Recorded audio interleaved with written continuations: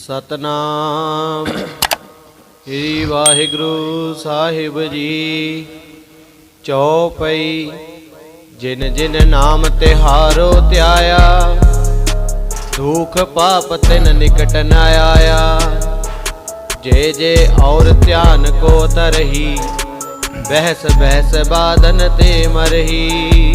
ਵਾਹਿਗੁਰੂ ਜੀ ਕਾ ਖਾਲਸਾ, ਵਾਹਿਗੁਰੂ ਜੀ ਕੀ ਫਤਿਹ। ਜੁਗ ਹੋ ਜੁਗ ਅਟਲ, ਸ਼ਬਰ ਸ਼ਤਰ ਤਖਤ ਕੇ ਮਾਲਕ ਸਤਿਗੁਰੂ ਧੰਨ ਸ਼੍ਰੀ ਗੁਰੂ ਗ੍ਰੰਥ ਸਾਹਿਬ ਸੱਚੇ ਪਾਤਸ਼ਾਹ ਮਹਾਰਾਜ ਜੀ ਦੀ ਪਾਵਨ ਹਜ਼ੂਰੀ ਅੰਦਰ ਹਾਜ਼ਰੀਆਂ ਭਰ ਰਹੀ ਗੁਰੂ ਸਰੂਪ ਗੁਰੂ ਖਾਲਸਾ ਸਾਧ ਸੰਗਤ ਜੀ, ਆਪ ਜੀ ਬੜ ਭਾਗੀ ਹੋ। ਸਤਿਗੁਰੂ ਕਲਗੀਧਰ ਧੰਨ ਧੰਨ ਸ਼੍ਰੀ ਗੁਰੂ ਗੋਬਿੰਦ ਸਿੰਘ ਸਾਹਿਬ ਜੀ ਮਹਾਰਾਜ, ਗੁਰਦੇਵ ਦੀ ਪਾਵਨ ਸ੍ਰੀ ਚਿੱਤਰ ਨਾਟਕ ਦੀ ਲੜੀਵਾਰ ਕਥਾ ਆਪ ਜੀ ਸਰਵਣ ਕਰ ਰਹੇ ਹੋ। ਆਓ ਸੁਰਤੀਆਂ ਬਿਰਤੀਆਂ ਗੁਰੂ ਚਰਣਾ ਪਾਸ ਜੁੜ ਕਰ ਗੁਰਦੇਵ ਦੀ ਪਾਵਨ ਬਾਣੀ ਦੀ ਵਿਚਾਰ ਸਰਵਣ ਕਰੀਏ। ਮਨ ਦੀ ਇਕਾਗਰਤਾ ਬਣਾਉਣ ਵਾਸਤੇ ਸਮੂਹ ਗੁਰਸਿੱਖ ਸੰਗਤਾਂ ਪ੍ਰੇਮ ਅਦਬ ਸਹਿਤ ਜਪਣਾ ਕਰੋ ਜੀ। ਸਤਨਾਮ ਸ਼੍ਰੀ ਵਾਹਿਗੁਰੂ ਸਾਹਿਬ ਜੀਓ। ਸਤਨਾਮ ਸ਼੍ਰੀ ਵਾਹਿਗੁਰੂ ਸਾਹਿਬ ਜੀਓ। ਚੌਪਈ ਜਿਨ ਜਿਨ ਨਾਮ ਤਿਹਾਰੋ ਧਿਆਇਆ। ਮਹਾਰਾਜ ਕਲਗੀਧਰ ਜੀ ਇਸ ਮਾਤ ਲੋਕ ਦੀ ਧਰਤੀ ਤੇ ਆਪਣੇ ਆਉਣ ਦਾ ਕਾਰਨ ਦੱਸਦੇ ਹਨ, ਔਰ ਜੋ ਕੁਝ ਅਕਾਲ ਪੁਰਖ ਵਾਹਿਗੁਰੂ ਪਰਮੇਸ਼ਰ ਨੇ ਸਤਿਗੁਰੂ ਗੁਰੂ ਗੋਬਿੰਦ ਸਿੰਘ ਸਾਹਿਬ ਮਹਾਰਾਜ ਜੀ ਨੂੰ ਕਿਹਾ, ਇਸ ਅਧਿਆਏ ਅੰਦਰ ਮਹਾਰਾਜ ਉਹ ਬਚਨ ਲਿਖ ਰਹੇ ਨੇ। ਜਿਨ ਜਿਨ ਨਾਮ ਤਿਹਾਰੋ ਧਿਆਇਆ, ਹੇ ਵਾਹਿਗੁਰੂ ਜਿਨ੍ਹਾਂ ਜਿਨ੍ਹਾਂ ਨੇ ਆਪ ਜੀ ਦਾ ਨਾਮ ਧਿਆਇਆ ਹੈ, ਦੁਖ ਪਾਪ ਤਿਨ ਨਿਕਟ ਨ ਆਇਆ। ਉਹਨਾਂ ਦੇ ਨੇੜੇ ਨਾ ਦੁੱਖ ਆਏ ਤੇ ਨਾ ਪਾਪ ਆਏ।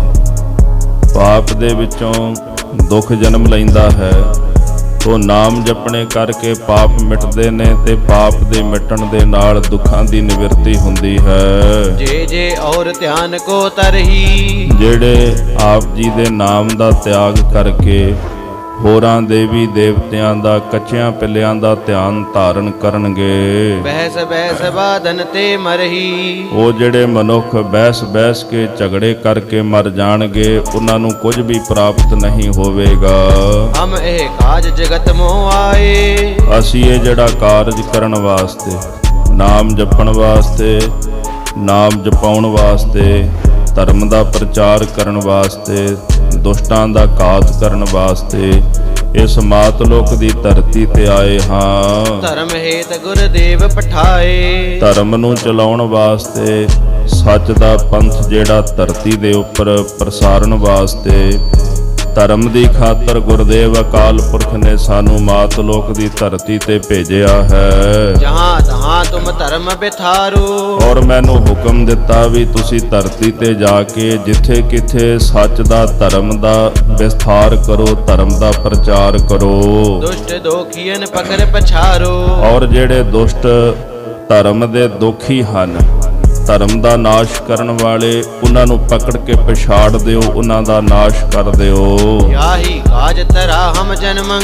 ਇਸੇ ਹੀ ਕਾਰਜ ਲਈ ਅਸੀਂ ਇਸ ਮਾਤ ਲੋਕ ਦੀ ਧਰਤੀ ਤੇ ਜਨਮ ਧਾਰਿਆ ਹੈ। ਸਮਝ ਲਿਓ ਸਾਧੂ ਸਭ ਮਨ ਮੰਗ। ਸਾਹਿਬ ਜੀ ਕਹਿੰਦੇ ਹੈ ਸਾਧੂ ਜਨੋ, ਆਪਣੇ ਮਨ ਦੇ ਅੰਦਰ ਇਸ ਗੱਲ ਨੂੰ ਭਲੀ ਪ੍ਰਕਾਰ ਸਮਝ ਲਓ। ਧਰਮ ਚਲਾਵਨ ਸੰਤ ਉਬਾਰਨ।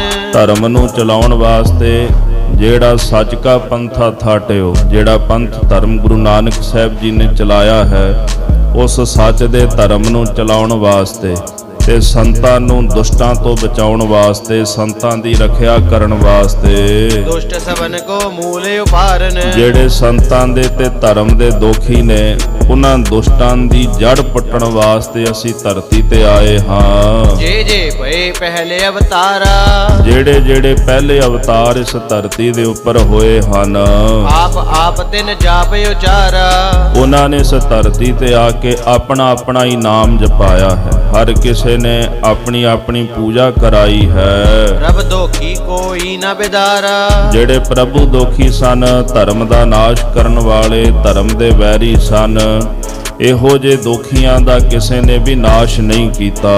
ਧਰਮ ਕਰਮ ਕੋ ਰਾਹੋ ਨ ਡਾਰਾ, ਕਿਸੇ ਨੂੰ ਵੀ ਧਰਮ ਦੇ ਕਰਮ ਕਰਨ ਦੇ ਰਾਹ ਤੇ ਨਹੀਂ ਪਾਇਆ, ਕਿਉਂਕਿ ਉਹ ਆਪਣੀ ਪੂਜਾ ਦੇ ਵਿੱਚ ਪੈ ਗਏ ਕਿ ਸਾਡੀ ਪੂਜਾ ਕਰੋ। ਲੋਕਾਂ ਨੂੰ ਸੱਚ ਦੇ ਰਾਹ ਤੇ ਤੋਰਨਾ ਸੀ, ਉਸ ਰਾਹ ਤੇ ਨਹੀਂ ਤੋਰਿਆ। ਜੇ ਜੇ ਗੌਸ ਅੰਬੀਆ ਭਏ, ਜਿਹੜੇ ਫਕੀਰ ਇਸ ਧਰਤੀ ਤੇ ਹੋਏ, ਨਬੀ ਆਦਿਕ ਧਰਤੀ ਤੇ ਹੋਏ ਹਨ, ਮੈਂ ਕਰਤ ਜਗਤ ਤੇ ਗਏ, ਉਹ ਵੀ ਜਗਤ ਵਿੱਚ ਮੈਂ ਕਰਦੇ ਹੀ ਚਲੇ ਗਏ। ਉਹ ਵੀ ਕਹਿੰਦੇ ਬਸ ਜੋ ਹਾਂ ਅਸੀਂ ਆ। ਉਹਨਾਂ ਦੇ ਅੰਦਰ ਵੀ ਹਉਮੈ ਹੰਕਾਰ ਸੀ ਤੇ ਹੰਕਾਰ ਕਰਦੇ ਜਗਤ ਤੋਂ ਚਲੇ ਗਏ ਹਨ। ਮਹਾਪੁਰਖ ਕਾਹੂ ਨ ਪਛਾਨਾ, ਜਿਹੜਾ ਮਹਾਂਪੁਰਖ ਪਰਮੇਸ਼ਰ ਅਕਾਲ ਪੁਰਖ ਹੈ। ਮਹਾਂਪੁਰਖ ਕਹਿੰਦੇ ਜਿਹੜਾ ਵੱਡਾ ਪੁਰਸ਼ ਹੋਵੇ। ਜਗਤ ਅੰਦਰ ਪੁਰਸ਼ ਇੱਕੋ ਹੀ ਹੈ, ਜਗ ਮਹਿ ਪੁਰਖ ਏਕ ਹੈ, ਹੋਰ ਸਗਲੀ ਨਾਰ ਸਬਾਈ। ਆਪਾਂ ਜਿੰਨੇ ਵੀ ਜੀਵ ਹਾਂ ਆਤਮਿਕ ਤਲ ਦੇ ਉੱਪਰ ਇਸਤਰੀ ਰੂਪ ਹਾਂ। ਗੁਰਬਾਣੀ ਨੇ ਸਾਨੂੰ ਆਤਮਿਕ ਤਲ ਤੇ ਧਨ ਆਖਿਆ, ਜੀਵ ਰੂਪ ਇਸਤਰੀ ਆਖਿਆ ਹੈ। ਜੀਵਕ ਤਲ ਤੇ ਮਨੁੱਖ ਜਿਹੜਾ ਹੈ ਇਸਤਰੀ ਰੂਪ ਹੈ, ਤੋ ਪੁਰਸ਼ ਕੇਵਲ ਇੱਕੋ ਅਕਾਲ ਪੁਰਖ ਹੈ। ਜਗ ਮਹਿ ਪੁਰਖ ਏਕ ਹੈ, ਸਾਰੇ ਜਗਤ ਵਿੱਚ ਇੱਕੋ ਹੀ ਪੁਰਸ਼ ਹੈ, ਅਕਾਲ ਪੁਰਖ। ਹੋਰ ਸਗਲੀ ਨਾਰ ਸਬਾਈ, ਬਾਕੀ ਸਭ ਇਸਤਰੀਆਂ ਹੀ ਨੇ। ਕਿਉਂ? ਸਭ ਨੇ ਸਰੀਰ ਛੱਡ ਕੇ ਉਹ ਪੇਵਕੜੇ ਘਰ ਨੂੰ ਛੱਡ ਕੇ ਸਹੁਰੜਾ ਜਾਣਾ, ਸਹੁਰੇ ਘਰ ਵਿੱਚ ਅਕਾਲ ਪੁਰਖ ਦੇ ਘਰ ਵਿੱਚ ਜਾਣਾ। ਉਹੀ ਸਾਰਿਆਂ ਦਾ ਕੰਤ ਮਾਲਕ ਹੈ। ਤੋ ਮਹਾਂਪੁਰਖ ਹੈ ਪਰਮੇਸ਼ਰ, ਸਾਰੇ ਪੁਰਖਾਂ ਵਿੱਚੋਂ ਵੱਡਾ ਪੁਰਖ ਅਕਾਲ ਪੁਰਖ ਹੈ। ਕਾਹੂ ਨਾ ਪਛਾਨਾ, ਉਹਦੀ ਪਛਾਣ ਕਿਸੇ ਨਾ ਕੀਤੀ। ਕਰਮ ਧਰਮ ਕੋ ਕਛੂ ਨ ਜਾਣਾ, ਜਿਹੜੇ ਧਰਮ ਦੇ ਕਰਮ ਸਨ ਉਹਨਾਂ ਕਰਮਾਂ ਨੂੰ ਇਹਨਾਂ ਨੇ ਰੰਚਕ ਮਾਤਰ ਨਹੀਂ ਜਾਣਿਆ। ਅਵਰਨ ਕੀ ਆਸਾ ਕਿਛ ਨਾਹੀ, ਹੋਰਾਂ ਦੀ ਜਿਹੜੀ ਆਸ ਰੱਖਣ ਦਾ ਕੋਈ ਮਹੱਤਵ ਨਹੀਂ, ਕੋਈ ਮਤਲਬ ਨਹੀਂ ਹੈ। ਏਕੈ ਆਸ ਧਰੋ ਮਨ ਮਾਹੀ, ਜੇ ਆਸ ਰੱਖਣੀ ਹੈ ਇੱਕ ਅਕਾਲ ਪੁਰਖ ਦੀ ਆਸ ਆਪਣੇ ਮਨ ਵਿੱਚ ਰੱਖੋ। ਕਬੀਰ ਜੀ ਕਹਿੰਦੇ ਕਬੀਰ ਆਸਾ ਕਰੀਐ RAM ਕੀ ਅਵਰੈ ਆਸ ਨਿਰਾਸ। ਹੋਰ ਆਸਾਂ ਤੋਂ ਨਿਰਾਸ਼ ਹੋ ਕੇ ਇੱਕ ਪਰਮੇਸ਼ਰ ਦੀ ਆਸ ਜਿਹੜੀ ਹੈ ਉਹ ਮਨ ਦੇ ਵਿੱਚ ਰੱਖ ਲਓ।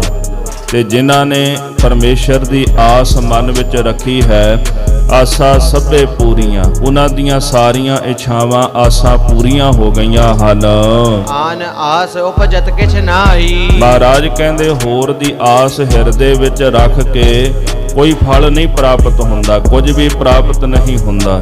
ਸਤਿਗੁਰੂ ਕਲਗੀਧਰ ਜੀ ਕਹਿੰਦੇ ਆਸ ਰੱਖਣੀ ਤੇ ਨਿਰੰਕਾਰ ਦੀ ਰੱਖੋ। ਔਰ ਗੁਰੂ ਗ੍ਰੰਥ ਸਾਹਿਬ ਜੀ ਦੀ ਪਵਿੱਤਰ ਬਾਣੀ ਵੀ ਫਰਮਾਨ ਕਰਦੀ, ਧ੍ਰਿਗ ਜਿਨ੍ਹਾਂ ਤਿਨਾਂ ਦਾ ਜੀਵਿਆ ਜਿਨ੍ਹਾਂ ਵਡਾਣੀ ਆਸ। ਜਿਨ੍ਹਾਂ ਦੇ ਮਨ ਵਿੱਚ ਬੇਗਾਨੀ ਆਸ ਹੈ ਨਾ, ਜਿਹੜੇ ਪਰਮੇਸ਼ਰ ਨੂੰ ਛੱਡ ਕੇ ਮਾਨੁਖ ਕੀ ਟੇਕ ਰੱਖਦੇ ਨੇ, ਮਨੁੱਖ ਦੀ ਟੇਕ ਰੱਖਦੇ ਨੇ, ਕੱਚਿਆਂ ਪਿੱਲਿਆਂ ਦੀ, ਝੂਠਿਆਂ ਦੀ, ਦੇਵੀ ਦੇਵਤਿਆਂ ਦੀ ਟੇਕ ਰੱਖਦੇ ਨੇ, ਮਹਾਰਾਜ ਜੀ ਕਹਿੰਦੇ ਉਹਨਾਂ ਦੀ ਟੇਕ ਵਿਅਰਥ ਚਲੀ ਜਾਂਦੀ, ਉਹਨਾਂ ਦੀ ਆਸ ਵਿਅਰਥ ਚਲੀ ਜਾਂਦੀ ਹੈ। ਧ੍ਰਿਗ ਤਿਨਾਂ ਦਾ ਜੀਵਿਆ ਜਿਨ੍ਹਾਂ ਵਡਾਣੀ ਆਸ, ਉਹਨਾਂ ਦਾ ਜੀਵਣਾ ਸੰਸਾਰ ਵਿੱਚ ਧ੍ਰਿਗ ਹੈ। ਜਿਹੜੇ ਵਾਹਿਗੁਰੂ ਨੂੰ ਛੱਡ ਕੇ ਹੋਰਾਂ ਦੀ ਆਸ ਮਨ ਦੇ ਅੰਦਰ ਰੱਖਦੇ। ਧਰ ਜੀਅਰੇ ਇੱਕ ਟੇਕ ਤੂੰ ਲਾਹੇ ਵਡਾਨੀ ਆਸ, ਨਾਨਕ ਨਾਮ ਧਿਆਈਐ ਕਾਰਜ ਆਵੈ ਰਾਸ। ਹੇ ਜੀਵ, ਤੂੰ ਇੱਕ ਅਕਾਲ ਪੁਰਖ ਦੀ ਆਸ ਹਿਰਦੇ ਵਿੱਚ ਰੱਖ ਕੇ, ਮਾਲਕ ਦੀ ਓਟ ਰੱਖ ਕੇ, ਬਾਕੀ ਬਿਡਾਣੀ ਬੇਗਾਨੀ ਆਸ ਲਾ ਦੇ। ਨਾਮ ਜਪ ਤੇਰੇ ਕਾਰਜ ਰਾਸ ਹੋ ਜਾਣਗੇ। ਮਾਨੁਖ ਕੀ ਟੇਕ ਬ੍ਰਿਥੀ ਸਭ ਜਾਨ, ਦੇਵਨ ਕੋ ਏਕ ਹੈ ਭਗਵਾਨ। ਮਨੁੱਖ ਦੀ ਟੇਕ ਵਿਅਰਥ ਕਰਕੇ ਜਾਣ, ਇੱਕ ਦੇਣ ਵਾਲਾ ਅਕਾਲ ਪੁਰਖ ਵਾਹਿਗੁਰੂ ਹੈ। ਵਾਕੀ ਆਸ ਧਰੋ ਮਨ ਮਾਹੀ, ਤੋ ਇੱਕ ਅਕਾਲ ਪੁਰਖ ਵਾਹਿਗੁਰੂ ਦੀ ਆਸ ਜਿਹੜੀ ਉਹ ਮਨ ਵਿੱਚ ਰੱਖੋ। ਦੋਹਰਾ कोई पढ़त कुरान को कोई पढ़त पुराण। ਸਤਿਗੁਰੂ ਕਹਿੰਦੇ ਕੋਈ ਕੁਰਾਨ ਨੂੰ ਪੜ੍ਹਦਾ ਹੈ, ਇਸਲਾਮ ਧਰਮ ਆਪਣੇ ਧਰਮ ਗ੍ਰੰਥ ਕੁਰਾਨ ਨੂੰ ਪੜ੍ਹਦਾ ਹੈ।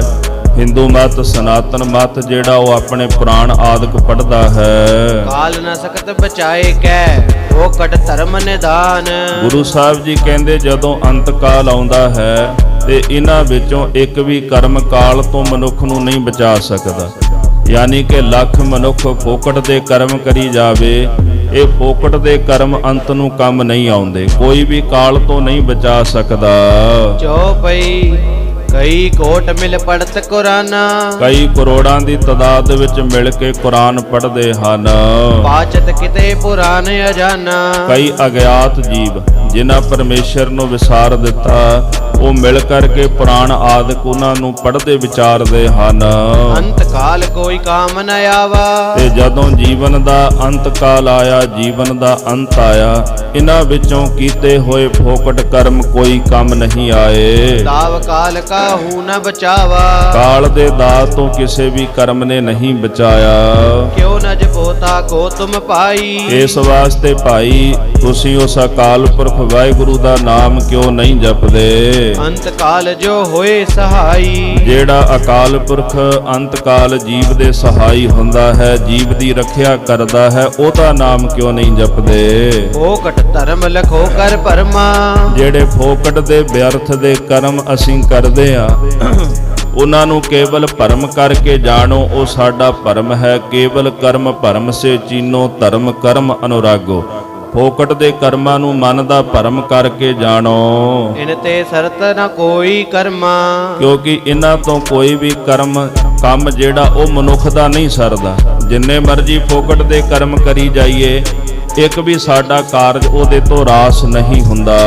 ਇਹ ਕਾਰਨ ਪ੍ਰਭ ਹਮੈ ਬਨਾਇਓ। ਇਸੇ ਕਾਰਨ ਕਰਕੇ ਅਕਾਲ ਪੁਰਖ ਜੀ ਨੇ ਸਾਨੂੰ ਬਣਾਇਆ ਹੈ। ਭੇਦ ਭਾਖ ਇਹ ਲੋਕ ਪਠਾਇਓ। ਸਾਰਾ ਭੇਦ ਦੱਸ ਕੇ ਸਾਨੂੰ ਮਾਤ ਲੋਕ ਦੀ ਧਰਤੀ ਤੇ ਭੇਜਿਆ ਕਿ ਜਾਓ ਫੋਕਟ ਕਰਮਾਂ ਨੂੰ ਹਟਾ ਕੇ ਨਾਮ ਜਪਾਉਣਾ ਜਗਤ ਦੇ ਜੀਵਾਂ ਨੂੰ ਆਰੰਭ ਕਰੋ। ਜੋ ਤਿਨ ਕਹਾ ਸੋ ਸਭਨ ਉਚਰੋ। ਸਤਿਗੁਰੂ ਕਹਿੰਦੇ ਜੋ ਅਕਾਲ ਪੁਰਖ ਵਾਹਿਗੁਰੂ ਗੁਰਦੇਵ ਨੇ ਸਾਨੂੰ ਆਖਿਆ, ਉਹ ਸਾਰਾ ਕੁਝ ਅਸੀਂ ਮਾਤ ਲੋਕ ਦੀ ਧਰਤੀ ਤੇ ਆ ਕੇ ਲੋਕਾਂ ਨੂੰ ਦੱਸਾਂਗੇ। ਡਿੰਬ ਵਿੰਬ ਕਛ ਨੈਕ ਨ ਕਰੋ। ਜਿਵੇਂ ਜਗਤ ਦੇ ਲੋਕ ਆਪਣੀ ਪੂਜਾ ਲਈ ਪਖੰਡ ਆਦਿਕ ਕਰਦੇ ਨੇ, ਮੈਂ ਕਿਸੇ ਪ੍ਰਕਾਰ ਦਾ ਪਖੰਡ ਭੇਖ ਨਹੀਂ ਦਿਖਾਵਾਂਗਾ, ਕਿਸੇ ਪ੍ਰਕਾਰ ਦਾ ਪਖੰਡ ਨਹੀਂ ਕਰਾਂਗਾ।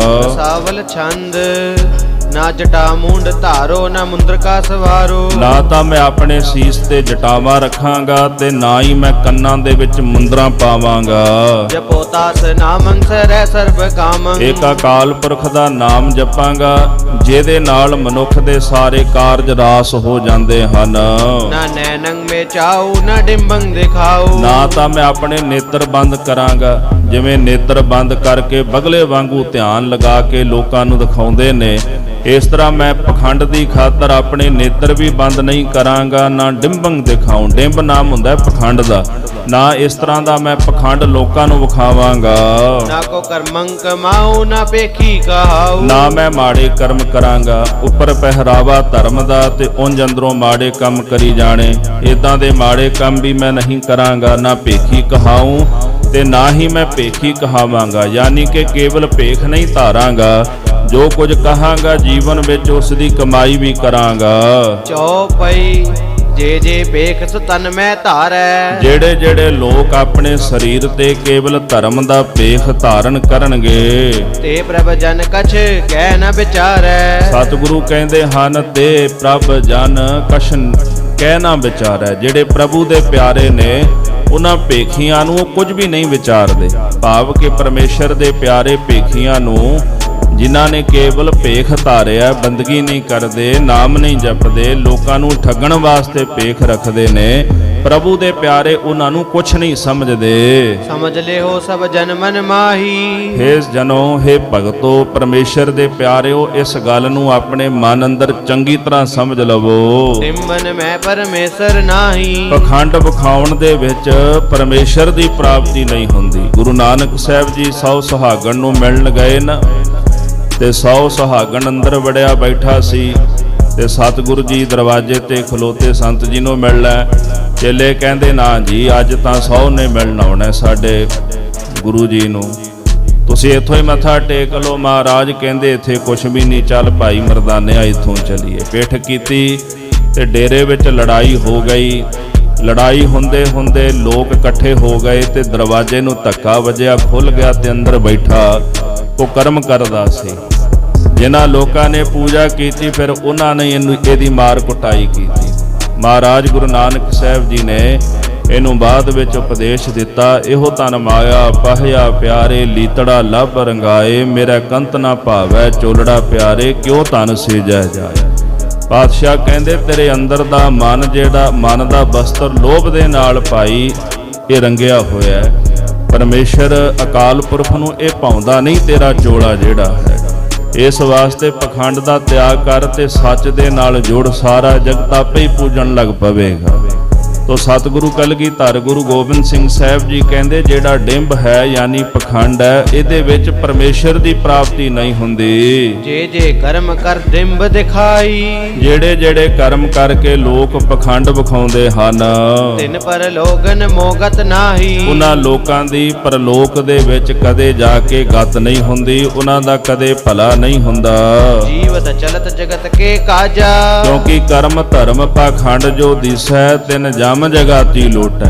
ਜਿਹੜੇ ਮਨੁੱਖ ਧਰਮ ਦੇ ਨਾਂ ਤੇ ਕੇਵਲ ਦਿਖਾਵੇ ਮਾਤਰ ਕਰਮ ਕਰਦੇ ਨੇ, ਉਹਨਾਂ ਨੂੰ ਜਮ ਲੁੱਟ ਲੈਂਦੇ ਨੇ ਅੱਗੇ ਜਾ ਕਰਕੇ। ਜਮ ਧਰਮਰਾਜ, ਜਗਾਤੀ ਉਹਦੇ ਦੂਤ ਜਿਹੜੇ ਕਰ ਟੈਕਸ ਲਾਉਣ ਵਾਲੇ ਨੇ, ਤੋ ਧਰਮਰਾਜ ਦੇ ਦੂਤ ਜਿਹੜੇ ਹਨ ਉਹਨਾਂ ਨੂੰ ਫੜ ਲੈਂਦੇ ਨੇ, ਉਹਨਾਂ ਦੇ ਕੀਤੇ ਸ਼ੁਭ ਕਰਮ ਵੀ ਖੋਹ ਲੈਂਦੇ ਨੇ ਤੇ ਇਸ ਤਰ੍ਹਾਂ ਉਹਨਾਂ ਨੂੰ ਲੁੱਟ ਕੇ ਤੇ ਨਰਕਾਂ ਵਿੱਚ ਜਾ ਸੁੱਟਦੇ ਨੇ। ਮਹਾਰਾਜ ਕਲਗੀਧਰ ਜੀ ਕਹਿੰਦੇ ਜਿਹੜੇ ਪਖੰਡ ਦਿਖਾਉਂਦੇ ਉਹਨਾਂ ਦੀ ਪਰਲੋਕ ਵਿੱਚ ਗਤ ਨਹੀਂ ਹੁੰਦੀ। ਜੀਵਤ ਚਲਤ ਜਗਤ ਕੇ ਕਾਜਾ, ਜਗਤ ਦੇ ਕਾਰਜ ਓਨੀ ਦੇਰ ਤੱਕ ਚੱਲਦੇ ਨੇ ਜਿੰਨੀ ਦੇਰ ਤੱਕ ਮਨੁੱਖ ਸੰਸਾਰ ਵਿੱਚ ਜੀਵਤ ਹੈ। ਸਵਾਂਗ ਦੇਖ ਕਰ ਪੂਜਤ ਰਾਜਾ, ਤੇ ਸਵਾਂਗ ਭੇਖ ਵੇਖ ਵੇਖ ਕੇ ਲੋਕ ਪੂਜਾ ਕਰਦੇ, ਵੱਡੇ ਵੱਡੇ ਰਾਜੇ ਆ ਕਰਕੇ ਵੀ ਪੂਜਦੇ ਨੇ। ਅੱਜ ਦਾ ਸਮਾਂ ਵੀ ਇਦਾਂ ਦਾ, ਜਿਹੜਾ ਜਿੰਨਾ ਜ਼ਿਆਦਾ ਪਖੰਡ ਵਿਖਾਉਂਦਾ ਨਾ ਓਨੀ ਜ਼ਿਆਦੀ ਉਹਦੀ ਪੂਜਾ ਹੁੰਦੀ। ਜਿੰਨੇ ਵੀ ਰਾਜੇ ਨੇਤਾ ਵੇਖੋ ਸਭ ਇਹਨਾਂ ਪਖੰਡੀਆਂ ਦੇ ਕੋਲ ਜਾ ਕੇ ਬੈਠੇ ਹੁੰਦੇ ਨੇ, ਬਾਕੀ ਪ੍ਰਜਾ ਨੂੰ ਕੋਈ ਪੁੱਛਦਾ ਹੀ ਨਹੀਂ। ਭਾਵੇਂ ਕਿਸੇ ਨੂੰ ਪ੍ਰਸ਼ਾਦਾ ਮਿਲੇ ਤੇ ਭਾਵੇਂ ਨਾ ਮਿਲੇ, ਉਹਨਾਂ ਨੂੰ ਕੀ ਲੈਣਾ ਜੇ। ਉਹਨਾਂ ਨੂੰ ਪਤਾ ਹੈ ਵੀ ਇੱਕ ਪਖੰਡੀ ਦੇ ਲੜ ਲੱਗ ਜਾਓ ਤੇ ਇਹਨਾਂ ਦੇ ਚੇਲੇ ਆਪੇ ਹੀ ਸਾਡੇ ਮਗਰ ਮਗਰ ਆ ਜਾਣਗੇ। ਇਸ ਤਰ੍ਹਾਂ ਜਿਹੜੇ ਵੱਡੇ ਵੱਡੇ ਰਾਜੇ ਨੇ ਉਹ ਸਵਾਂਗ ਭੇਖ ਵੇਖ ਕਰਕੇ ਭੇਖ ਧਾਰੀਆਂ ਪਖੰਡੀਆਂ ਦੀ ਪੂਜਾ ਕਰਦੇ ਹਨ। ਸਵਾਂਗਨ ਮੈਂ ਪਰਮੇਸ਼ਰ ਨਾਹੀ, ਹੇ ਭਾਈ ਇਹ ਜਿਹੜਾ ਦਿਖਾਵਾ ਹੈ ਸਵਾਂਗ ਅਸੀਂ ਧਾਰਦੇ ਹਾਂ ਧਰਮ ਦੇ ਨਾਂ ਦਾ, ਇਹਦੇ ਵਿੱਚ ਪਰਮੇਸ਼ਰ ਦੀ ਪ੍ਰਾਪਤੀ ਨਹੀਂ। ਖੋਜ ਫਿਰੈ ਸਭ ਹੀ ਕੋ ਕਾਹੀ, ਹਰ ਕਿਸੇ ਨੇ ਹਰ ਇੱਕ ਥਾਂ ਤੇ ਖੋਜ ਕੇ ਵੇਖ ਲਿਆ, ਕਿਸੇ ਨੂੰ ਪਰਮੇਸ਼ਰ ਵਾਹਿਗੁਰੂ ਦੀ ਪ੍ਰਾਪਤੀ ਨਹੀਂ ਹੋਈ। ਆਪਣੋ ਮਨ ਕਰ ਮੋਜਹਿ ਆਨਾ, ਜਿਨ੍ਹਾਂ ਨੇ ਆਪਣਾ ਮਨ, ਕਰ ਨਾਮ ਹੁੰਦਾ ਹੱਥ ਦਾ, ਜਿਨ੍ਹਾਂ ਨੇ ਆਪਣਾ ਮਨ ਆਪਣੇ ਹੱਥ ਵਿੱਚ ਪਕੜ ਲਿਆ, ਯਾਨੀ ਕਿ ਜਿਨ੍ਹਾਂ ਆਪਣੇ ਮਨ ਨੂੰ ਕਾਬੂ ਕਰ ਲਿਆ ਹੈ। ਪਾਰ ਬ੍ਰਹਮ ਕੋ ਤਿਨੀ ਪਛਾਨਾ, ਉਹਨਾਂ ਨੇ ਪਾਰ ਬ੍ਰਹਮ ਪਰਮੇਸ਼ਰ ਦੀ ਪਹਿਚਾਣ ਕੀਤੀ ਹੈ, ਜਿਨ੍ਹਾਂ ਨੇ ਮਨ ਕਾਬੂ ਕੀਤਾ ਹੈ। ਦੋਹਰਾ ਭੇਖ ਦਿਖਾਏ ਜਗਤ ਕੋ, ਲੋਗਨ ਕੋ ਬਸ ਕੀਨ, ਜਿਨ੍ਹਾਂ ਲੋਕਾਂ ਨੇ ਜਗਤ ਦੇ ਅੰਦਰ ਭੇਖ ਦਿਖਾ ਕੇ, ਦਿਖਾਵਾ ਦਿਖਾ ਕੇ, ਪਖੰਡ ਕਰਕੇ ਜਗਤ ਦੇ ਲੋਕਾਂ ਨੂੰ ਵਸ ਵਿੱਚ ਕਰ ਲਿਆ ਹੈ। ਅੰਤ ਕਾਲ ਕਾਤੀ ਕਟਿਓ, ਵਾਸ ਨਰਕ ਮੋਲੀਨ, ਅੰਤ ਕਾਲ ਉਹਨਾਂ ਨੂੰ ਸਤਿਗੁਰੂ ਕਹਿੰਦੇ ਕਾਲ ਨੇ ਕਾਤੀ ਨਾਮ ਹੁੰਦਾ ਕੈਂਚੀ ਦਾ, ਕੈਂਚੀ ਨਾਲ ਉਹਨਾਂ ਨੂੰ ਕੱਟਿਆ ਹੈ। ਭਾਵ ਉਹਨਾਂ ਨੂੰ ਟੋਟੇ ਟੋਟੇ ਕਰ ਦਿੱਤਾ ਕਾਲ ਨੇ, ਜਿਹੜੇ ਪਖੰਡ ਦਿਖਾਉਂਦੇ ਰਹੇ। ਤੇ ਮਰਨ ਤੋਂ ਬਾਅਦ ਇਹੋ ਜਿਹੇ ਪਖੰਡੀ ਨਰਕਾਂ ਦੇ ਵਿੱਚ ਜਾ ਕਰਕੇ ਵਸੇ, ਨਰਕਾਂ ਵਿੱਚ ਜਾ ਡਿੱਗੇ ਹਨ। ਜੋ ਪਈ ਜੇ ਜੇ ਜਗ ਕੋ ਡਿੰਬ ਦਿਖਾਵੇ, ਜਿਹੜੇ ਜਿਹੜੇ ਲੋਕ ਜਗਤ ਵਿੱਚ ਪਖੰਡ ਦਿਖਾਉਣਗੇ, ਲੋਗਨ ਮੂੰਡ ਅਧਿਕ ਸੁਖ ਪਾਵੇ, ਉਹ ਲੋਕਾਂ ਨੂੰ ਮੁੰਡਣਗੇ। ਮੁੰਡਣ ਤੋਂ ਭਾਵ ਲੋਕਾਂ ਨੂੰ ਲੁੱਟਣਗੇ। ਆਪਾਂ ਵੀ ਜਦੋਂ ਭੇਖ ਧਾਰੀਆਂ ਕੋਲ ਜਾਂਦੇ ਹਾਂ ਲੁੱਟਦੇ ਹੀ ਨੇ ਪੈਸੇ ਦੀ ਖਾਤਰ, ਕੋਈ ਨਾ ਕੋਈ ਮਾੜਾ ਜਿਹਾ ਚਮਤਕਾਰ ਸਾਨੂੰ ਵਿਖਾ ਦਿੰਦੇ ਨੇ। ਇੱਕ ਨੇ ਗੁਰੂ ਨਾਨਕ ਸਾਹਿਬ ਸੱਚੇ ਪਾਤਸ਼ਾਹ ਮਹਾਰਾਜ ਜੀ ਦੀ ਨਕਲ ਕਰਦਿਆਂ ਨਾ ਨਿੰਬੂ ਵਿੱਚੋਂ ਲਹੂ ਜਿਹੜਾ ਸੀ ਉਹ ਕੱਢਿਆ ਤੇ ਕਿਸੇ ਵੀਰ ਨੇ ਦੱਸਿਆ, ਕਹਿੰਦੇ ਵੀ ਜਿਹੜਾ ਸਿਟਰਸ ਹੁੰਦਾ ਨਿੰਬੂ ਦੇ ਵਿੱਚ ਤੇ ਕੋਈ ਕੈਮੀਕਲ ਉਹ ਦੱਸ ਰਿਹਾ ਸੀ, ਕਹਿੰਦਾ ਉਹ ਕੈਮੀਕਲ ਥੋੜਾ ਜਿਹਾ ਤੁਸੀਂ ਲਾ ਦਿਓ ਨਿੰਬੂ ਦੇ ਉੱਤੇ, ਤੇ ਜਦੋਂ ਤੁਸੀਂ ਉਹਨੂੰ ਕੱਟੋਗੇ ਨਾ ਤੇ ਉਹ ਲਾਲ ਰੰਗ ਦਾ ਹੋ ਜਾਂਦਾ। ਉਹ ਨਿਚੋੜ ਕੇ ਲੋਕਾਂ ਨੂੰ ਵਿਖਾਇਆ, ਵੇਖੋ ਨਿੰਬੂ ਚੋਂ ਲਹੂ ਕੱਢ ਦਿੱਤਾ ਮੈਂ। ਲੋਕ ਵੀ ਪਿੱਛੇ ਉਹ ਮਹਿਮਾ ਕਰਨ ਤੇ ਕਈ ਆਖਣ, ਵੇਖੋ ਗੁਰੂ ਨਾਨਕ ਸਾਹਿਬ ਜੀ ਨੇ ਪ੍ਰਸ਼ਾਦੇ ਵਿੱਚੋਂ ਲਹੂ ਦੀਆਂ ਧਾਰਾਂ ਕੱਢੀਆਂ, ਜਿਹੜਾ ਮਲਕ ਭਾਗੋ ਸੀ ਉਹਦੇ ਪ੍ਰਸ਼ਾਦੇ ਵਿੱਚੋਂ ਸਾਡੇ ਬਾਬੇ ਨੇ ਨਿੰਬੂ ਚੋਂ ਲਹੂ ਕੱਢ ਦਿੱਤਾ। ਗੁਰੂ ਨਾਨਕ ਸਾਹਿਬ ਸੱਚੇ ਪਾਤਸ਼ਾਹ ਗਰੀਬ ਨਵਾਜ਼ ਨੇ ਤਾਂ ਮਲਕ ਭਾਗੋ ਦੇ ਪੂੜੀਆਂ ਵਿੱਚੋਂ ਲਹੂ ਕੱਢਿਆ ਵੀ ਦੁਨੀਆ ਦੇ ਲੋਕੋ, ਇਹ ਇਨਸਾਨ ਤੁਹਾਡੇ ਖੂਨ ਪਸੀਨੇ ਦੀ ਕਮਾਈ ਨੂੰ ਖਾ ਕੇ ਤੇ ਤੁਹਾਡੇ ਹੀ ਪੈਸੇ ਦਾ ਯੱਗ ਕਰਕੇ ਤੁਹਾਨੂੰ ਹੀ ਪ੍ਰਸ਼ਾਦਾ ਸ਼ਿਕਾਰ ਹੈ।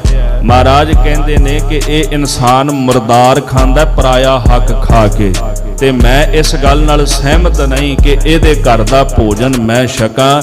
ਮੈਨੂੰ ਭਾਈ ਲਾਲੋ ਦੇ ਘਰ ਦੇ ਪ੍ਰਸ਼ਾਦੇ ਜਿਹੜੇ ਉਹ ਚੰਗੇ ਨੇ, ਜਿਹੜਾ ਮੇਰਾ ਕਿਰਤੀ ਸਿੱਖ ਹੈ। ਇਹ ਗੱਲ ਦਰਸਾਈ ਮੇਰੇ ਪਾਤਸ਼ਾਹ ਗੁਰੂ ਨਾਨਕ ਸਾਹਿਬ ਨੇ। ਉਹ ਕੋਈ ਚਮਤਕਾਰ ਨਹੀਂ ਸੀ, ਮੇਰੇ ਪਾਤਸ਼ਾਹ ਦੀਆਂ ਰਹਿਮਤਾਂ ਸਨ, ਗੁਰੂ ਨਾਨਕ ਸਾਹਿਬ ਸੱਚੇ ਪਾਤਸ਼ਾਹ ਦੀਆਂ, ਜਿੱਥੇ ਮਹਾਰਾਜ ਨੇ ਭਾਈ ਲਾਲੋ ਵਰਗੇ ਸਿੱਖਾਂ ਨੂੰ ਵਡਿਆਇਆ, ਗਰੀਬ ਸਿੱਖ ਨੂੰ ਵਡਿਆਇਆ। ਸਿੱਖ ਮਹਾਰਾਜ ਦੇ ਨੇ ਸਾਰੇ, ਭਾਵੇਂ ਕੋਈ ਮਾਇਆ ਧਾਰੀ ਹੋਵੇ, ਭਾਵੇਂ ਕਿਸੇ ਕੋਲ ਧਨ ਥੋੜਾ ਹੈ, ਪਰ ਸਿੱਖ ਦੀ ਵੱਡੀ ਅਮੀਰੀ ਸਿੱਖੀ ਦੀ ਹੈ। ਜਿਹਦੇ ਕੋਲ ਸਿੱਖੀ ਹੈ ਉਹ ਅਮੀਰ ਹੈ ਦੁਨੀਆ ਦੇ ਵਿੱਚ, ਤੇ ਵੱਡੇ ਵੱਡੇ ਧਨਵਾਨ ਵੀ ਅਮੀਰ ਸਿੱਖਾਂ ਦੇ ਸਾਹਮਣੇ ਗਰੀਬ ਨੇ। ਕਿਉਂ? ਕਿਉਂਕਿ ਸਿੱਖ ਦੇ ਕੋਲ ਸਿੱਖੀ ਦੀ ਅਮੀਰੀ ਹੈ, ਨਾਮ ਦੀ ਅਮੀਰੀ ਹੈ। ਖੈਰ ਮਹਾਰਾਜ ਸਤਿਗੁਰੂ ਸੱਚੇ ਪਾਤਸ਼ਾਹ ਜੀ ਫਰਮਾਨ ਕਰਦੇ ਨੇ, ਇਹ ਚਮਤਕਾਰ ਪਖੰਡ ਕਰਨ ਵਾਲੇ ਲੋਕ ਲੋਕਾਂ ਨੂੰ ਲੁੱਟਦੇ ਨੇ, ਉਹਨਾਂ ਨੂੰ ਮੁੰਡਦੇ ਹਨ, ਤੇ ਮੁੰਡ ਕੇ ਸੁੱਖ ਦੀ ਪ੍ਰਾਪਤੀ ਕਰਦੇ, ਤੇ ਲੋਕ ਵੀ ਬੜੇ ਖੁਸ਼ ਹੋ ਕੇ ਜਾਂਦੇ ਨੇ ਆਪਣੇ ਆਪ ਨੂੰ ਲੁਟਾਉਣ ਵਾਸਤੇ। ਨਾਸਾ ਮੂੰਦ ਕਰੈ ਪ੍ਰਣਾਮ, ਆਪਣੀਆਂ ਨੱਕਾਂ ਬੰਦ ਕਰ ਲੈਂਦੇ ਨੇ, ਨੱਕਾਂ ਬੰਦ ਕਰਕੇ ਤੇ ਪ੍ਰਣਾਮੰ ਨਮਸਕਾਰਾਂ ਕਰਦੇ ਹਨ। ਫੋਕਟ ਧਰਮ ਨ ਕੌਡੀ ਕਾਮੰ, ਇਹ ਸਭ ਧਰਮ ਫੌਕਟ ਦੇ ਹਨ। ਪਾਤਸ਼ਾਹ ਕਹਿੰਦੇ ਇਹ ਕੌਡੀ ਦੇ ਕੰਮ ਨਹੀਂ ਆਉਣੇ। ਫੋਕਟ ਧਰਮ ਜਿਤੇ ਜਗ ਕਰਹੀ, ਜਿਤਨੇ ਵੀ ਜਗਤ ਦੇ ਲੋਕ ਫੋਕਟ ਦੇ ਕਰਮ ਕਰਨਗੇ, ਨਰਕ ਕੁੰਡ ਪੀਤਰ ਤੇ ਪਰਹੀ, ਉਹ ਜਿਹੜੇ ਮਨੁੱਖ ਮਰਨ ਤੋਂ ਬਾਅਦ ਨਰਕ ਕੁੰਡਾਂ ਦੇ ਵਿੱਚ ਜਾ ਡਿੱਗਣਗੇ, ਉਹ ਵਾਸਾ ਨਰਕਾਂ ਵਿੱਚ ਕਰਨਗੇ, ਉਹਨਾਂ ਦਾ ਭਲਾ ਨਹੀਂ ਹੋਵੇਗਾ। ਹੱਥ ਹਲਾਏ ਸੁਰਗ ਨਾ ਜਾਹੂ, ਕਿਉਂਕਿ ਹੱਥ ਹਿਲਾਣ ਦੇ ਨਾਲ ਕੋਈ ਸਵਰਗ ਨਹੀਂ ਜਾਂਦਾ। ਜਿਵੇਂ ਭਾਈ ਗੁਰਦਾਸ ਜੀ ਕਹਿੰਦੇ ਨਾ, ਪ੍ਰੀਤਮ ਕੈ ਦੇਸ ਕੈਸੇ ਬਾਤਨ ਸੇ ਜਾਈਏ। ਪ੍ਰੀਤਮ ਦੇ ਘਰ ਵਿੱਚ ਗੱਲਾਂ ਨਾਲ ਨਹੀਂ ਜਾਇਆ ਜਾਂਦਾ, ਸਵਰਗ ਵਿੱਚ ਹੱਥ ਹਿਲਾਣ ਦੇ ਨਾਲ ਨਹੀਂ ਜਾਇਆ ਜਾਂਦਾ। ਜੋ ਮਨ ਜੀਤ ਸਕਾ ਨਹੀਂ ਕਾਹੂ, ਜਿਹੜਾ ਇਨਸਾਨ ਆਪਣੇ ਮਨ ਨੂੰ ਨਹੀਂ ਜਿੱਤ ਸਕਿਆ, ਮਨ ਨੂੰ ਕਾਬੂ ਨਹੀਂ ਕਰ ਸਕਿਆ, ਕੇਵਲ ਦਿਖਾਵੇ ਮਾਤਰ ਕਰਮ ਕਰਦਾ ਹੈ, ਉਹਦੀ ਕਦੇ ਗਤ ਹੋ ਹੀ ਨਹੀਂ ਸਕਦੀ, ਭਲਾ ਹੋ ਹੀ ਨਹੀਂ ਸਕਦਾ। ਕਬ ਬਾਚ ਦੋਹਰਾ, ਜੋ ਨਿਜ ਪ੍ਰਭ ਮੋ ਸੋ ਕਹਾ, ਸੋ ਕਹੇ ਹੋ ਜਗ ਮਾਹੇ। ਕਬ ਬਾਚ, ਮਹਾਰਾਜ ਗੁਰੂ ਗੋਬਿੰਦ ਸਿੰਘ ਸਾਹਿਬ ਜੀ ਫਰਮਾਨ ਕਰਦੇ ਨੇ, ਜੋ ਪ੍ਰਭੂ ਨੇ ਮੈਨੂੰ ਦਰਗਾਹ ਵਿੱਚ ਕਹਿਆ, ਸੋ ਕਹਿ ਹਉ ਜਗ ਮਾਹੇ। ਮੈਂ ਉਹ ਸਾਰਾ ਕੁਝ ਜਗਤ ਦੇ ਵਿੱਚ ਆ ਕਰਕੇ ਕਥਨ ਕਰਾਂਗਾ, ਜੋ ਵਾਹਿਗੁਰੂ ਨੇ ਮੈਨੂੰ ਆਖਿਆ ਉਹ ਮੈਂ ਜਗਤ ਦੇ ਲੋਕਾਂ ਨੂੰ ਦੱਸਾਂਗਾ। ਜੋ ਤੈ ਪ੍ਰਭ ਕੋ ਧਿਆਏ ਹੈ, ਅੰਤ ਸੁਰਗ ਕੋ ਜਾਹੇ। ਜਿਹੜੇ ਪ੍ਰਭੂ ਨੂੰ ਧਿਆਉਣਗੇ, ਜੋ ਤੇ ਪ੍ਰਭ ਕੋ ਧਿਆਏ ਹੈ, ਜਿਹੜੇ ਪ੍ਰਭੂ ਨੂੰ ਧਿਆਉਣਗੇ ਅੰਤ ਨੂੰ ਉਹ ਸਵਰਗਾਂ ਨੂੰ ਚਲੇ ਜਾਣਗੇ। ਭਾਵ ਸਰੀਰ ਛੱਡ ਕੇ ਉਹ ਪਰਮੇਸ਼ਰ ਦੇ ਵਿੱਚ ਜਾ ਕਰਕੇ ਅਭੇਦ ਹੋ ਜਾਣਗੇ। ਦੋਹਰਾ ਹਰ ਹਰ ਜਨ ਦੁਈ ਏਕ ਹੈ, ਬਿਬ ਵਿਚਾਰ ਕਛ ਨਾਹੀ। ਹਰੀ ਤੇ ਹਰੀ ਦਾ ਜਨ ਦੋਨੇ ਇੱਕ ਰੂਪ ਨੇ, ਇਹਨਾਂ ਦੇ ਵਿੱਚ ਕਿਸੇ ਪ੍ਰਕਾਰ ਦਾ ਕੋਈ ਅੰਤਰ, ਕੋਈ ਫਰਕ ਨਹੀਂ। ਕਬੀਰ ਜੀ ਕਹਿੰਦੇ ਨਾ, ਹਰ ਜਨ ਐਸਾ ਚਾਹੀਏ ਜੈਸਾ ਹਰ ਹੀ ਹੋਏ, ਜਿਨ੍ਹਾਂ ਨਾ ਬਿਸਰੈ ਨਾਮ, ਸੇ ਕਨੇਹਿਆ ਭੇਦ ਨਾ ਜਾਣੋ ਮੂਲ ਸਾਈਂ ਜਿਹਾ। ਹਰ ਕਾ ਸੇਵਕ ਸੋ ਹਰ ਜਿਹਾ, ਭੇਦ ਨਾ ਜਾਣੋ ਮਾਨਸ ਦੇਹਾ। ਹਰੀ ਦਾ ਸੇਵਕ ਹਰੀ ਦਾ ਰੂਪ ਹੋਇਆ ਕਰਦਾ, ਪਰਮੇਸ਼ਰ ਵਿੱਚ ਤੇ ਪਰਮੇਸ਼ਰ ਦੇ ਪਿਆਰਿਆਂ ਵਿੱਚ ਕਿਸੇ ਪ੍ਰਕਾਰ ਦਾ ਅੰਤਰ ਨਹੀਂ ਹੁੰਦਾ। ਜਲ ਤੇ ਉਪਜਤ ਰੰਗ ਜਿਉ, ਜਲ ਹੀ ਵਿਖੈ ਸਮਾਹੇ। ਸਤਿਗੁਰੂ ਦ੍ਰਿਸ਼ਟਾਂਤ ਦਿੰਦੇ ਨੇ, ਜੈਸੇ ਪਾਣੀ ਦੇ ਵਿੱਚੋਂ ਤਰੰਗਾਂ ਉੱਠਦੀਆਂ ਨੇ, ਮੁੜ ਪਾਣੀ 'ਚ ਸਮਾ ਜਾਂਦੀਆਂ। ਦੇਖੋ ਤਰੰਗ ਪਾਣੀ ਨਾਲੋਂ ਕਦੇ ਵੱਖਰੀ ਨਹੀਂ। ਜੇ ਪਾਣੀ ਹੈ ਤੇ ਤਾਂ ਹੀ ਤਰੰਗ ਹੈ ਨਾ, ਜੇ ਪਾਣੀ ਨਾ ਹੋਵੇ ਤੇ ਤਰੰਗ ਕਿੱਥੋਂ ਹੋਵੇ? ਪਾਣੀ ਹੈ ਤਾਂ ਤਰੰਗ ਹੈ। ਤੋ ਤਰੰਗ ਜਿਹੜੀ ਹੈ ਉਹ ਪਾਣੀ ਹੀ ਹੈ, ਸਿਰਫ ਨਾਮ ਮਾਤਰ ਤਰੰਗ ਹੈ, ਪਰ ਉਂਝ ਪਾਣੀ ਹੈ। ਪਾਣੀ ਜਦੋਂ ਹਿਲਦਾ ਹੈ ਹਵਾ ਦੇ ਕਰਕੇ ਤਰੰਗ ਪੈਦਾ ਹੁੰਦੀ ਹੈ। ਤੋ ਤਰੰਗ ਜਿਹੜੀ ਹੈ ਜਦੋਂ ਉੱਠੀ ਨਹੀਂ ਸੀ ਉਦੋਂ ਵੀ ਪਾਣੀ ਰੂਪ ਸੀ, ਜਦੋਂ ਤਰੰਗ ਉੱਠ ਪਈ ਉਦੋਂ ਵੀ ਪਾਣੀ ਹੈ, ਜਦੋਂ ਪਾਣੀ 'ਚ ਸਮਾ ਗਈ ਉਦੋਂ ਵੀ ਪਾਣੀ ਹੈ। ਪਰਮੇਸ਼ਰ ਦੇ ਪਿਆਰੇ ਜਿਹੜੇ ਨੇ ਪਰਮੇਸ਼ਰ 'ਚ ਅਭੇਦ ਹੁੰਦੇ ਨੇ। ਜਿਵੇਂ ਭਾਈ ਨੰਦ ਲਾਲ ਜੀ ਕਹਿੰਦੇ ਕਿ ਮੇਰਾ ਧਰਤੀ ਤੇ ਆਉਣ ਦਾ ਕੋਈ ਸ਼ੌਂਕ ਨਹੀਂ ਸੀ, ਹਵਾਏ ਬੰਦਗੀ ਅਵਰਦ ਦਰ ਵਾਜੂਦ ਮਰਾ। ਹੇ ਗੁਰੂ ਗੋਬਿੰਦ ਸਿੰਘ ਜੀ ਮਹਾਰਾਜ, ਤੁਹਾਡੀ ਭਗਤੀ ਦਾ ਸ਼ੌਂਕ ਮੈਨੂੰ ਧਰਤੀ ਤੇ ਲੈ ਆਇਆ, ਵਰਨਾ ਮੇਰਾ ਜੀ ਨਹੀਂ ਸੀ ਕਰਦਾ। ਜਦੋਂ ਭਗਤ ਧਰਤੀ ਦੇ ਉੱਪਰ ਆਉਂਦੇ ਹਨ ਤੇ ਭਗਤੀ ਦਾ ਸ਼ੌਂਕ ਲੈ ਕੇ ਹੀ ਆਉਂਦੇ ਨੇ। ਇੱਥੇ ਆ ਕੇ ਵੀ ਉਹ ਰੱਬ ਰੂਪ ਹੁੰਦੇ ਨੇ ਤੇ ਜਦੋਂ ਸਰੀਰ ਛੱਡ ਕੇ ਜਾਂਦੇ ਨੇ ਉਦੋਂ ਵੀ ਉਹ ਪ੍ਰਭੂ ਵਿੱਚ ਹੀ ਜਾ ਕੇ ਲੀਨ ਹੋ ਜਾਂਦੇ ਨੇ। ਤੋ ਇਸੇ ਕਰਕੇ ਭਗਤ ਜੀ ਕਹਿੰਦੇ ਤੋਹੀ ਮੋਹੀ ਮੋਹੀ ਤੋਹੀ ਅੰਤਰ ਕੈਸਾ, ਕਨਕ ਕਟਕ ਜਲ ਤਰੰਗ ਜੈਸਾ। ਤੇਰੇ ਵਿੱਚ ਮੇਰੇ ਵਿੱਚ ਤੇਰੇ ਵਿੱਚ ਕੀ ਫਰਕ ਹੈ, ਕਿੰਨਾ ਕੁ ਅੰਤਰ ਹੈ। ਕਹਿੰਦੇ ਇੰਨਾ ਕੀ ਫਰਕ ਹੈ ਜਿਵੇਂ ਸੋਨਾ ਤੇ ਸੋਨੇ ਦੇ ਗਹਿਣੇ ਹੋਵਣ। ਹੁਣ ਸੋਨੇ ਦੇ ਗਹਿਣੇ ਸੋਨੇ ਨਾਲੋਂ ਵੱਖਰੇ ਥੋੜਾ ਹੁੰਦੇ ਨੇ। ਕਨਕ ਕਟਕ, ਕਨਕ ਸੋਨੇ ਨੂੰ ਕਹਿੰਦੇ, ਕਟਕ ਕੜੇ ਨੂੰ ਕਹਿੰਦੇ। ਜਿਵੇਂ ਸੋਨਾ ਤੇ ਸੋਨੇ ਦਾ ਕੜਾ ਹੈ ਤਾਂ ਸੋਨਾ ਹੀ ਹੈ ਨਾ ਕੜਾ, ਨਾ ਹੀ ਵੱਖਰਾ ਵੀ ਕੜਾ ਹੈ ਸੋਨਾ ਹੀ। ਕਹਿੰਦੇ ਜਲ ਤਰੰਗ ਜੈਸਾ, ਜਿਵੇਂ ਜਲ ਤੇ ਤਰੰਗਾ ਨੇ ਦੋਨੇ ਇੱਕੋ ਹੀ ਰੂਪ ਨੇ, ਇਸ ਤਰ੍ਹਾਂ ਪਰਮੇਸ਼ਰ ਤੇ ਪਰਮੇਸ਼ਰ ਦੇ ਪਿਆਰੇ ਇੱਕ ਰੂਪੀ ਹੋਇਆ ਕਰਦੇ ਹਨ। ਜੋ ਪਈ ਜੇ ਬਾਦ ਕਰਤ ਹੰਕਾਰਾ, ਜਿਹੜੇ ਹੰਕਾਰ ਕਰਕੇ ਝਗੜਾ ਕਰਦੇ ਨੇ। ਝਗੜਾ ਕਿੱਥੇ ਜਨਮ ਲੈਂਦਾ ਹੈ? ਜਿੱਥੇ ਹੰਕਾਰ ਹੋਵੇ। ਉਂਝ ਝਗੜਾ ਨਹੀਂ ਹੁੰਦਾ। ਬੰਦੇ ਦੀ ਈਗੋ ਨੂੰ, ਹੰਕਾਰ ਨੂੰ ਜਦੋਂ ਚੋਟ ਵੱਜਦੀ ਝਗੜਾ ਜਨਮ ਲੈਂਦਾ ਹੈ। ਜਿਹੜੇ ਹੰਕਾਰ ਕਰਕੇ ਝਗੜਾ ਕਰਦੇ ਹਨ ਤਿੰਨ ਤੇ ਭਿੰਨ ਰਹਿਤ ਕਰਤਾਰਾ, ਉਹਨਾਂ ਜੀਵਾਂ ਤੋਂ ਕਰਤਾਰ ਵੱਖਰਾ ਰਹਿੰਦਾ, ਭਿੰਨ ਰਹਿੰਦਾ। ਹੰਕਾਰੀ ਦੇ ਅੰਦਰ ਪਰਮੇਸ਼ਰ ਕਦੇ ਪ੍ਰਸੰਨ ਨਹੀਂ ਰਹਿੰਦਾ, ਹੰਕਾਰੀ ਤੋਂ ਰੱਬ ਦੂਰ ਹੀ ਰਹਿੰਦਾ। ਇਹ ਨਹੀਂ ਵੀ ਉਹਨਾਂ ਦੇ ਵਿੱਚ ਵਸਦਾ ਨਹੀਂ, ਜੋਤ ਤਾਂ ਹੈ, ਪਰ ਹੰਕਾਰੀ ਮਨੁੱਖ ਜਿਵੇਂ ਨਾਵੈ ਨਾਲ ਹਉਮੈ ਨਾਵੈ ਨਾਲ ਵਿਰੋਧ ਹੈ, ਦੋਏ ਨਾ ਵਸੈ ਇਕਠਾਈ। ਹਉਮੈ ਤੇ ਹੰਕਾਰ ਹਉਮੈ ਤੇ ਨਾਮ ਦੋਨਾਂ ਦਾ ਵਿਰੋਧ ਹੈ, ਦੋਨੇ ਇੱਕ ਥਾਂ ਤੇ ਨਹੀਂ ਰਹਿ ਸਕਦੇ। ਹੰਕਾਰੀ ਤੇ ਕਰਤਾਰ ਇੱਕ ਜਗ੍ਹਾ ਤੇ ਨਹੀਂ ਰਹਿੰਦੇ।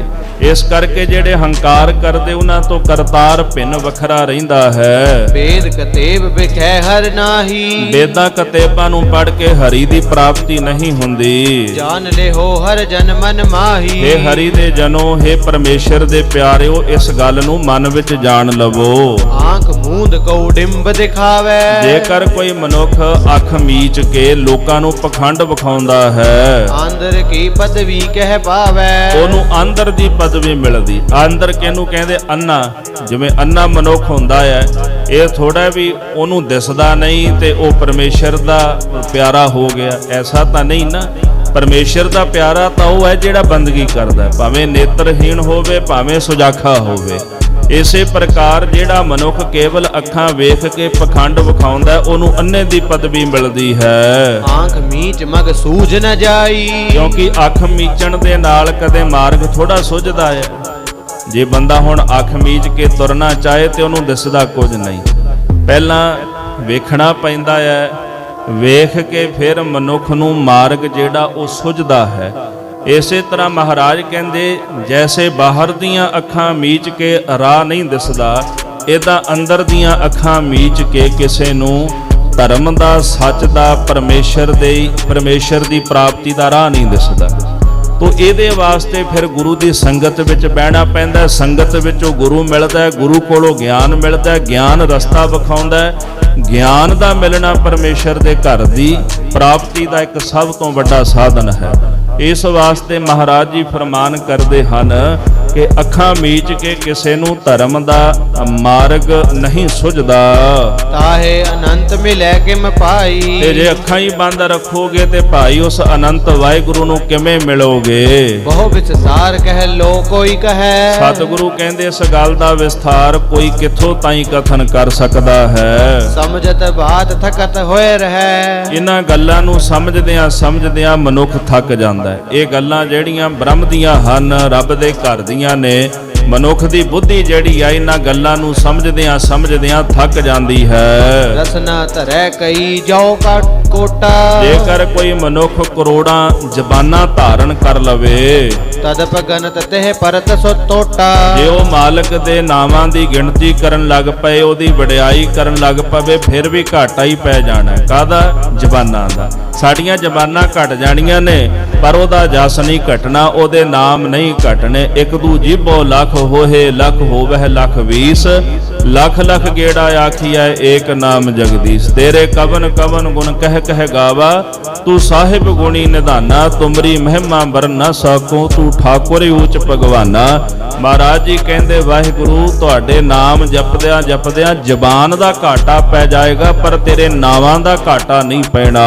ਦੋਹਰਾ ਜਬ ਆਇਸ ਪ੍ਰਭ ਕੋ ਪਇਓ, ਜਨਮ ਤਰਾ ਜਗ ਆਏ। ਜਦੋਂ ਅਕਾਲ ਪੁਰਖ ਵਾਹਿਗੁਰੂ ਜੀ ਦੀ ਆਗਿਆ ਹੋਈ, ਇਸ ਮਾਤ ਲੋਕ ਦੀ ਧਰਤੀ ਤੇ ਅਸੀਂ ਆ ਕੇ ਜਨਮ ਧਾਰਿਆ ਹੈ। ਅਬ ਮੈਂ ਕਥਾ ਸੰਖੇਪ ਤੇ ਸਭ ਹੂੰ ਕਹਿਤ ਸੁਨਾਏ। ਸਤਿਗੁਰੂ ਕਹਿੰਦੇ ਹੁਣ ਮੈਂ ਆਪਣੇ ਜਨਮ ਦੀ ਜਿਹੜੀ ਕਥਾ ਹੈ ਤੁਹਾਨੂੰ ਸਾਰਿਆਂ ਨੂੰ ਸੰਖੇਪ ਮਾਤਰ ਕਹਿ ਸੁਣਾਉਂਦਾ ਹਾਂ। ਇਤ ਸ਼੍ਰੀ ਬਚਿੱਤਰ ਨਾਟਕ ਗ੍ਰੰਥੇ ਆਗਿਆ ਕਾਲ ਜਗ ਪ੍ਰਵੇਸ਼ ਕਰਨ ਨਾਮ ਖਸ਼ਟਮੋ ਧਿਆਏ ਸਮਾਪਤ ਮਸਤ ਸੁਭ ਮਸਤ ਅਪਜੂ। ਮਹਾਰਾਜ ਕਲਗੀਧਰ ਜੀ ਫਰਮਾਨ ਕਰਦੇ ਇੱਥੇ ਸ੍ਰੀ ਬਚਿੱਤਰ ਨਾਟਕ ਗ੍ਰੰਥ ਅੰਦਰ ਅਕਾਲ ਪੁਰਖ ਦੀ ਆਗਿਆ ਨਾਲ ਜਿਸ ਤਰ੍ਹਾਂ ਸਾਡਾ ਜਗਤ ਵਿੱਚ ਪ੍ਰਵੇਸ਼ ਹੋਇਆ, ਤੋ ਇਹ ਜਿਹੜਾ 6ਵਾਂ ਧਿਆਏ ਇੱਥੇ ਹੀ ਸਮਾਪਤ ਹੈ।